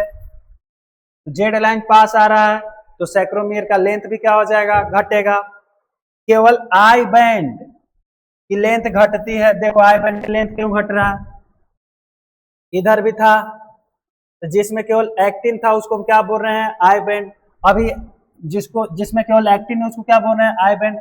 अब एक्टिन घसक के किस में मिल रहा था, एक्टिन घसक के बीच में मिल रहा था जिसको हम बोले थे मायोसिन। तो एक्टिन तो घसक रहा है तो घसकेगा तो जितना भी एक्टिन था जाके मायोसिन में घुस जाएगा। आई बैंड की लेंथ क्या हो जाएगा, घट जाएगा। मायोसिन जहां के है वहीं पे यानी कि इसका लेंथ फिक्स है, यानी कि ए बैंड क्या है, ए बैंड, ए बैंड में कोई चेंज नहीं है, कोई चेंज नहीं होगा। ए बैंड की लेंथ सेम रहती है, ए बैंड की लेंथ क्या हो जाएगा, सेम रहेगा। ये तो मसल कॉन्ट्रेक्शन में हुआ। अब देखो अगर मसल रिलैक्स करेंगे तो प्रोसेस उल्टा हो जाएगा। प्रोसेस क्या हो जाएगा, उल्टा। कॉन्ट्रेक्शन के बाद मसल अपना ओरिजिनल पोजीशन में आएगा, ओरिजिनल पोजीशन में आएगा। तो अगर कॉन्ट्रेक्शन में सैक्रोमियर का लेंथ घटल था तो रिलैक्सेशन में मसल कॉन्ट्रेक्शन पहले सैक्रोमियर का लेंथ क्या हो जाएगा, बढ़ जाएगा। तो देखो लिखा होगा कि सैक्रोमियर की लेंथ क्या होता है, फिर से बढ़ जाती है। जेड लाइन आपस फिर से अपन ओरिजिनल स्टेट में चल जाएगा।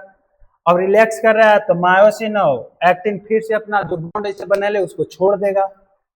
कैल्शियम फिर से वापस चल जाएगा, कैल्शियम आयन वापस फिर से कहाँ चल जाएगा, सैक्रोप्लाज्मिक रेटिकुलम में चल जाएगा। इतना चीज समझ में आ गया। सैक्रोमियर का छोटा होना ही क्या हो जाए, मसल कॉन्ट्रेक्शन। अब हम अगला टॉपिक आपको पढ़ाते हैं, टेटेनिक कॉन्ट्रेक्शन। देखो अब डिसऑर्डर पर आते हैं। अच्छा डिसऑर्डर से पहले हम अगर आपको रेड, चलो पहले यही देख लो, टिटैनिक कॉन्ट्रेक्शन यानी कि टिटैनिक संकुचन।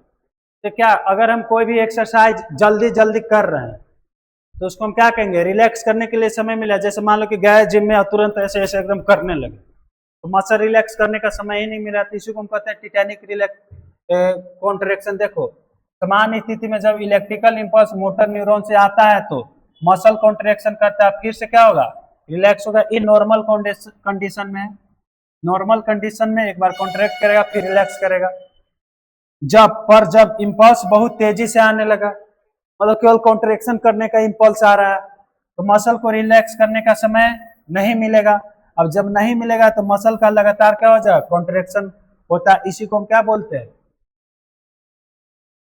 टिटैनिक संकुचन बोलते हैं। यानी कि मसल को हम रिलैक्स होने का समय नहीं दे रहे हैं, ऐसे एकदम धर के कर ले हैं, इसको हम क्या कहेंगे, मसल कॉन्ट्रैक्शन कहते हैं। अब है थकान। तो थकान तो तुमको पता है भाई, अगर ज्यादा एक्सरसाइज करेंगे तो लैक्टिक एसिड का फॉर्मेशन हो जाएगा या ग्लाइकोजन का लेवल क्या हो जाता है, घट जाता है। यानी कि व्यायाम करते समय जब मसल में ग्लाइकोजन ग्लूकोज में कन्वर्ट होता है फिर सेलुलर रिस्पिरेशन में एनर्जी बनाता है, तो सेलुलर रिस्पिरेशन में एनर्जी बनाता है तो उसी के दौरान क्या बनता है, लैक्टिक एसिड बन जाता है। इसी के कारण मसल में क्या होता है, थकावट महसूस होता है। इसी को हम क्या कहते हैं, थकान। अगला इंपॉर्टेंट चीज आपको सबसे पहले यहाँ पे आपको है red muscle and white muscle. ये आपके लिए इंपॉर्टेंट है, क्या आपके लिए इंपॉर्टेंट है। तो रेड मसल, तो जो रेड कलर के होगा उसको रेड मसल कहेंगे, जो व्हाइट कलर के होगा उसको white muscle, based on the colour. अब देखो हीमोग्लोबिन पढ़ा होगा, हीमोग्लोबिन किस में पाया जाता है, तो सर हीमोग्लोबिन ब्लड में पाया जाता है। हीमोग्लोबिन किस में पाया जाता है, हीमोग्लोबिन ब्लड में पाया जाता है। तो उसी प्रकार हीमोग्लोबिन खून में ऑक्सीजन को ढोता है, तो मसल में ऑक्सीजन को ढोने के लिए क्या है, मायोग्लोबिन है। क्या है, मायोग्लोबिन है। ब्लड में अगर हीमोग्लोबिन तो मसल का मायोग्लोबिन। हीमोग्लोबिन के कारण ब्लड लाल होता है तो मसल भी लाल होगा मायोग्लोबिन के कारण। यानी कि जिसमें मायोग्लोबिन होगा वो ज्यादा मसल लाल होगा और जिसमें कम मायोग्लोबिन होगा वो कम लाल होगा। अब रेड मायोग्लोबिन रनर में पाया जाता है। रनर यानी कि जो ज्यादा दूर तक दौड़ता है, यानी कि जो मैराथन दौड़ता है उसमें रेड ब्लड पाया जाता है। और जो तेज से दौड़ता है यानी कि जो स्प्रिंटर होता है उसमें क्या पाया जाता है, व्हाइट पाया जाता है। व्हाइट स्प्रिंटर में पाया जाएगा और रेड किस में पाया जाएगा, मैराथन वाला में पाया जाएगा। दो चीज आपको समझ में आ गया। अब हम आपको डिफिनेशन दिखा देते हैं, भले अंतर दिखा देते हैं। क्या है अंतर? तो कलर, सबसे पहले कलर देखते हैं। तो रेड मसल में मायोग्लोबिन अधिक मात्रा में होता है तो कलर लाल होगा, मायोग्लोबिन का अधिक मात्रा ना होता है तो व्हाइट होगा। इसमें एनर्जी सोर्स के लिए आपको एरोबिक चाहिए, मतलब ऑक्सीजन द्वारा होगा, क्योंकि रेड वाला ज्यादा दूर तक दौड़ रहा है ना, एक बार में 10-100 किलोमीटर दौड़ सकता है, ये 2 किलोमीटर दौड़ने में ही हाफ जाएगा। ये एनारोबिक करता है, ये धीरे धीरे कॉन्ट्रैक्ट करेगा, क्योंकि धीरे धीरे ऐसे ऐसे दौड़ रहा है, वैसे फास्ट में दौड़ रहा है तो इसका फास्ट कॉन्ट्रैक्शन होगा। इसमें कॉन्ट्रैक्शन धीरे धीरे होगा, इसमें कॉन्ट्रैक्शन फास्ट होता है। यह लंबी अवधि तक कार्य करेगा। भाई धीरे धीरे दौड़ रहा है तो ऑब्वियसली बात है कि कोई भी काम ज्यादा देरी तक होगा, इसमें कोई भी काम देरी तक नहीं होगा। इसमें माइटोकॉन्ड्रिया अधिक होता है, इसमें माइटोकॉन्ड्रिया क्या होगा, कम होगा। इसमें देखो थकान जल्दी नहीं होगा, थकान जल्दी हो जाएगा। एक और यहाँ पे देखो चीज लिखा हुआ है कि इसमें लैक्टिक एसिड का फॉर्मेशन ऑफ लैक्टिक एसिड कम होगा। अगर इसमें बन जाए तो जल्दी ये भी थक जाएगा। इसमें लैक्टिक एसिड कम बनता है, इसमें लैक्टिक एसिड ज्यादा बना इसीलिए तो थक जा रहा है। यहाँ पे आपको एक पॉइंट है बहुत जो इंपॉर्टेंट है आप लोग के लिए, ये आपको पाया जाता है अगर जो व्यक्ति मैराथन दौड़ रहा है उसका बैक मसल क्या होगा, पोस्चर मेंटेन करेगा बैक मसल से। पोस्चर मेंटेन किससे करेगा, बैक मसल से। और अगर स्प्रिंटर है तो अपना पोस्चर मेंटेन करेगा आर्म मसल से, आर्म्स मसल से करेगा। देखो दोनों चीज का इमेज दिखा दे रहे हैं, स्प्रिंटर का दिखा रहे हैं और हम आपको दिखा दे रहे हैं मैराथन का। ध्यान से देखिएगा, मैराथन वाला स्प्रिंटर में आपको याद है कि आर्म्स का सहयोग लेगा, किसका सहयोग लेगा, आर्म्स का। देखो स्प्रिंटर में देखो, स्प्रिंटर जो भी व्यक्ति अगर दौड़ेगा तो उसको आर्म्स को क्या करना पड़ेगा, आर्म्स का पोस्चर उसको सुधारना पड़ेगा। जितना भी स्प्रिंटर आपको मैन लिखना पड़ेगा, स्प्रिंटर मैन। देखो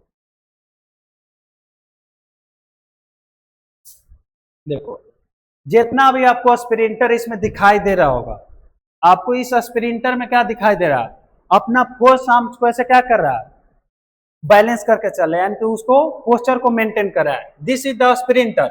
अब यही चीज अगर हम आपको मैराथन में दिखाएं, यही चीज अगर हम आपको मैराथन में दिखाएं तो मैराथन व्यक्ति धीरे धीरे दौड़ता है, क्या करेगा, धीरे धीरे दौड़ेगा। तो मैराथन में यही आपको बदल जाएगा, माजरा ही पलट देंगे।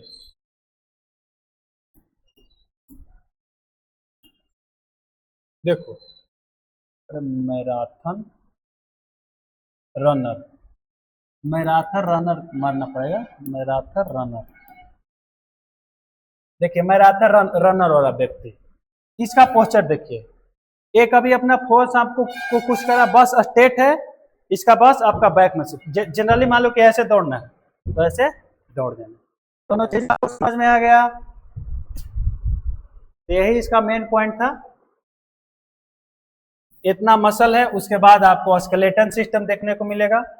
तो आज के लिए इतना ही है, आज हम इसमें पूरा मसल कवर कर दिए। हम आपको बता दे रहे हैं कि इसमें कौन कौन सा टॉपिक पढ़ा है। देखिए रिवीजन के तौर पर, रिवीजन एकदम मुंह से बोल देंगे पूरा, रिवीजन रिवीजन, स्पेलिंग अगर गलत हो तो उसके लिए सॉरी, लेकिन सही है रिवीजन। देखो सबसे पहले हम लोकोमोशन एंड मूवमेंट बताया कि लोकोमोशन एंड मूवमेंट क्या है। उसके बाद हम आपको आए मूवमेंट का प्रकार आए, मूवमेंट क्या प्रकार के होता है, मसल का प्रकार बताया, पहले मसल बताया, फिर मसल के कुछ प्रॉपर्टी बताए, फिर मसल के प्रकार बताया कि मसल कितना प्रकार के होता है, कार्डियक मसल, स्केलेटन मसल होगा, स्मूथ मसल होगा। फिर मसल पर चले कि अगर एक मसल को निकालेंगे तो एक मसल में बहुत सारा मसल बंडल होगा, एक मसल बंडल में बहुत सारा मसल फाइबर होगा, एक मसल फाइबर में बहुत सारा मायोफिब्रिल होगा, और मायोफिब्रिल में सैक्रोमियर, और सैक्रोमियर में एक्टिन और मायोसिन होगा। इतना चीज बताया। फिर एक्टिन के बारे में बताया, एक्टिन कैसे बनता है। अगर जी एक्टिन मिलाए तो एफ एक्टिन बनेगा, दो एफ एक्टिन मिलाएंगे तो एक्टिन बनेगा। एक्टिन पर एक और दो प्रोटीन होगा छोटा छोटा, एक ट्रोपोमायोसिन होगा, एक ट्रोपोनिन होगा। ट्रोपोनिन 3 प्रकार के होगा, ट्रोपोनिन आई, ट्रोपोनिन सी और ट्रोपोनिन टी होगा। फिर मायोसिन बताया कि मायोसिन भी बनता है बहुत छोटे छोटे यूनिट, जिसको बोलते हैं मीरोमायोसिन। एक मीरोमायोसिन में टेल भी होगा, हेड भी होगा। हेड के पास आपको एटीपी बाइंडिंग साइट मिलेगा और एक्टिन बाइंडिंग साइट मिलेगा। हेड के जस्ट नीचे आपको शॉर्ट आर्म मिलेगा। शॉर्ट आर्म और हेड को मिलाएंगे तो क्रॉस आर्म बनेगा। फिर हम कॉन्ट्रेक्शन बताए कि सबसे पहले ब्रेन से सिग्नल आना चाहिए, जिसके थ्रू आएगा उसको मोटर न्यूरॉन कहेंगे। जहां पे आया उसको न्यूरोमस्कुलर जंक्शन कहेंगे। न्यूरोमस्कुलर जंक्शन पे लिखला है एसिटाइलकोलिन। एसिटाइलकोलिन गया सैक्रोप्लाज्मिक रेटिकुलम के पास, वहां गया तो कैल्शियम निकला। कैल्शियम गया एक्टिन के पास, एक्टिन के ट्रोपोनिन के पास, ट्रोपोनिन सी के पास गया। जैसे गया वो अपना शेप चेंज कर लिया, पूरा एक्टिन का ओरिएंटेशन ही चेंज हो गया। जैसे ओरिएंटेशन चेंज हो गया तो मायोसिन को मिलने का जगह मिल गया। मिला तो मिल के क्रॉस ब्रिज बना लिया। क्रॉस ब्रिज बनाया तो उसका स्लाइड करना स्टार्ट हो गया, यानी कि मसल करना स्टार्ट हो गया। अब हम स्लाइडिंग फिलामेंट थ्योरी बताया कि एक्टिन मायोसिन के ऊपर स्लाइड करेगा। करवा कौन रहा है? मायोसिन। कर कौन रहा है? एक्टिन। जब करेंगे स्लाइड यानी कि कॉन्ट्रेक्शन करेंगे तो दो जेड लाइन पास आ रहा है, तो सैक्रोमियर का लेंथ घट रहा है। ए बैंड में कोई चेंज नहीं हो रहा, एच जोन छोटा हो रहा, आई जोन छोटा हो रहा, आई बैंड छोटा हो रहा। ओवरलैपिंग वाला भी, ओवरलैपिंग वाला बड़ा होगा। रिलैक्सेशन में सेम चीज उल्टा हो जाएगा, कैल्शियम जाएगा फिर से सैक्रोप्लाज्मिक रेटिकुलम के पास। जो चीज छोटा हुआ है बड़ा होगा, और जो बड़ा हुआ है वो छोटा होगा। आज के लिए इतना ही, और थैंक यू। आपको इतना देर तक अगर लेक्चर रुक के देखे तो थैंक यू, और चैनल को सब्सक्राइब कीजिए। अच्छा लगे तो अपने दोस्त को भी दिखाइए। और अगर आपको ज्ञान विज्ञान के ऑफलाइन सेंटर में आना है तो आपको हसपुरा AK मार्केट के फर्स्ट फ्लोर पर आपको एक कोचिंग देखने को मिलेगा। तो थैंक यू, आज के लिए इतना ही।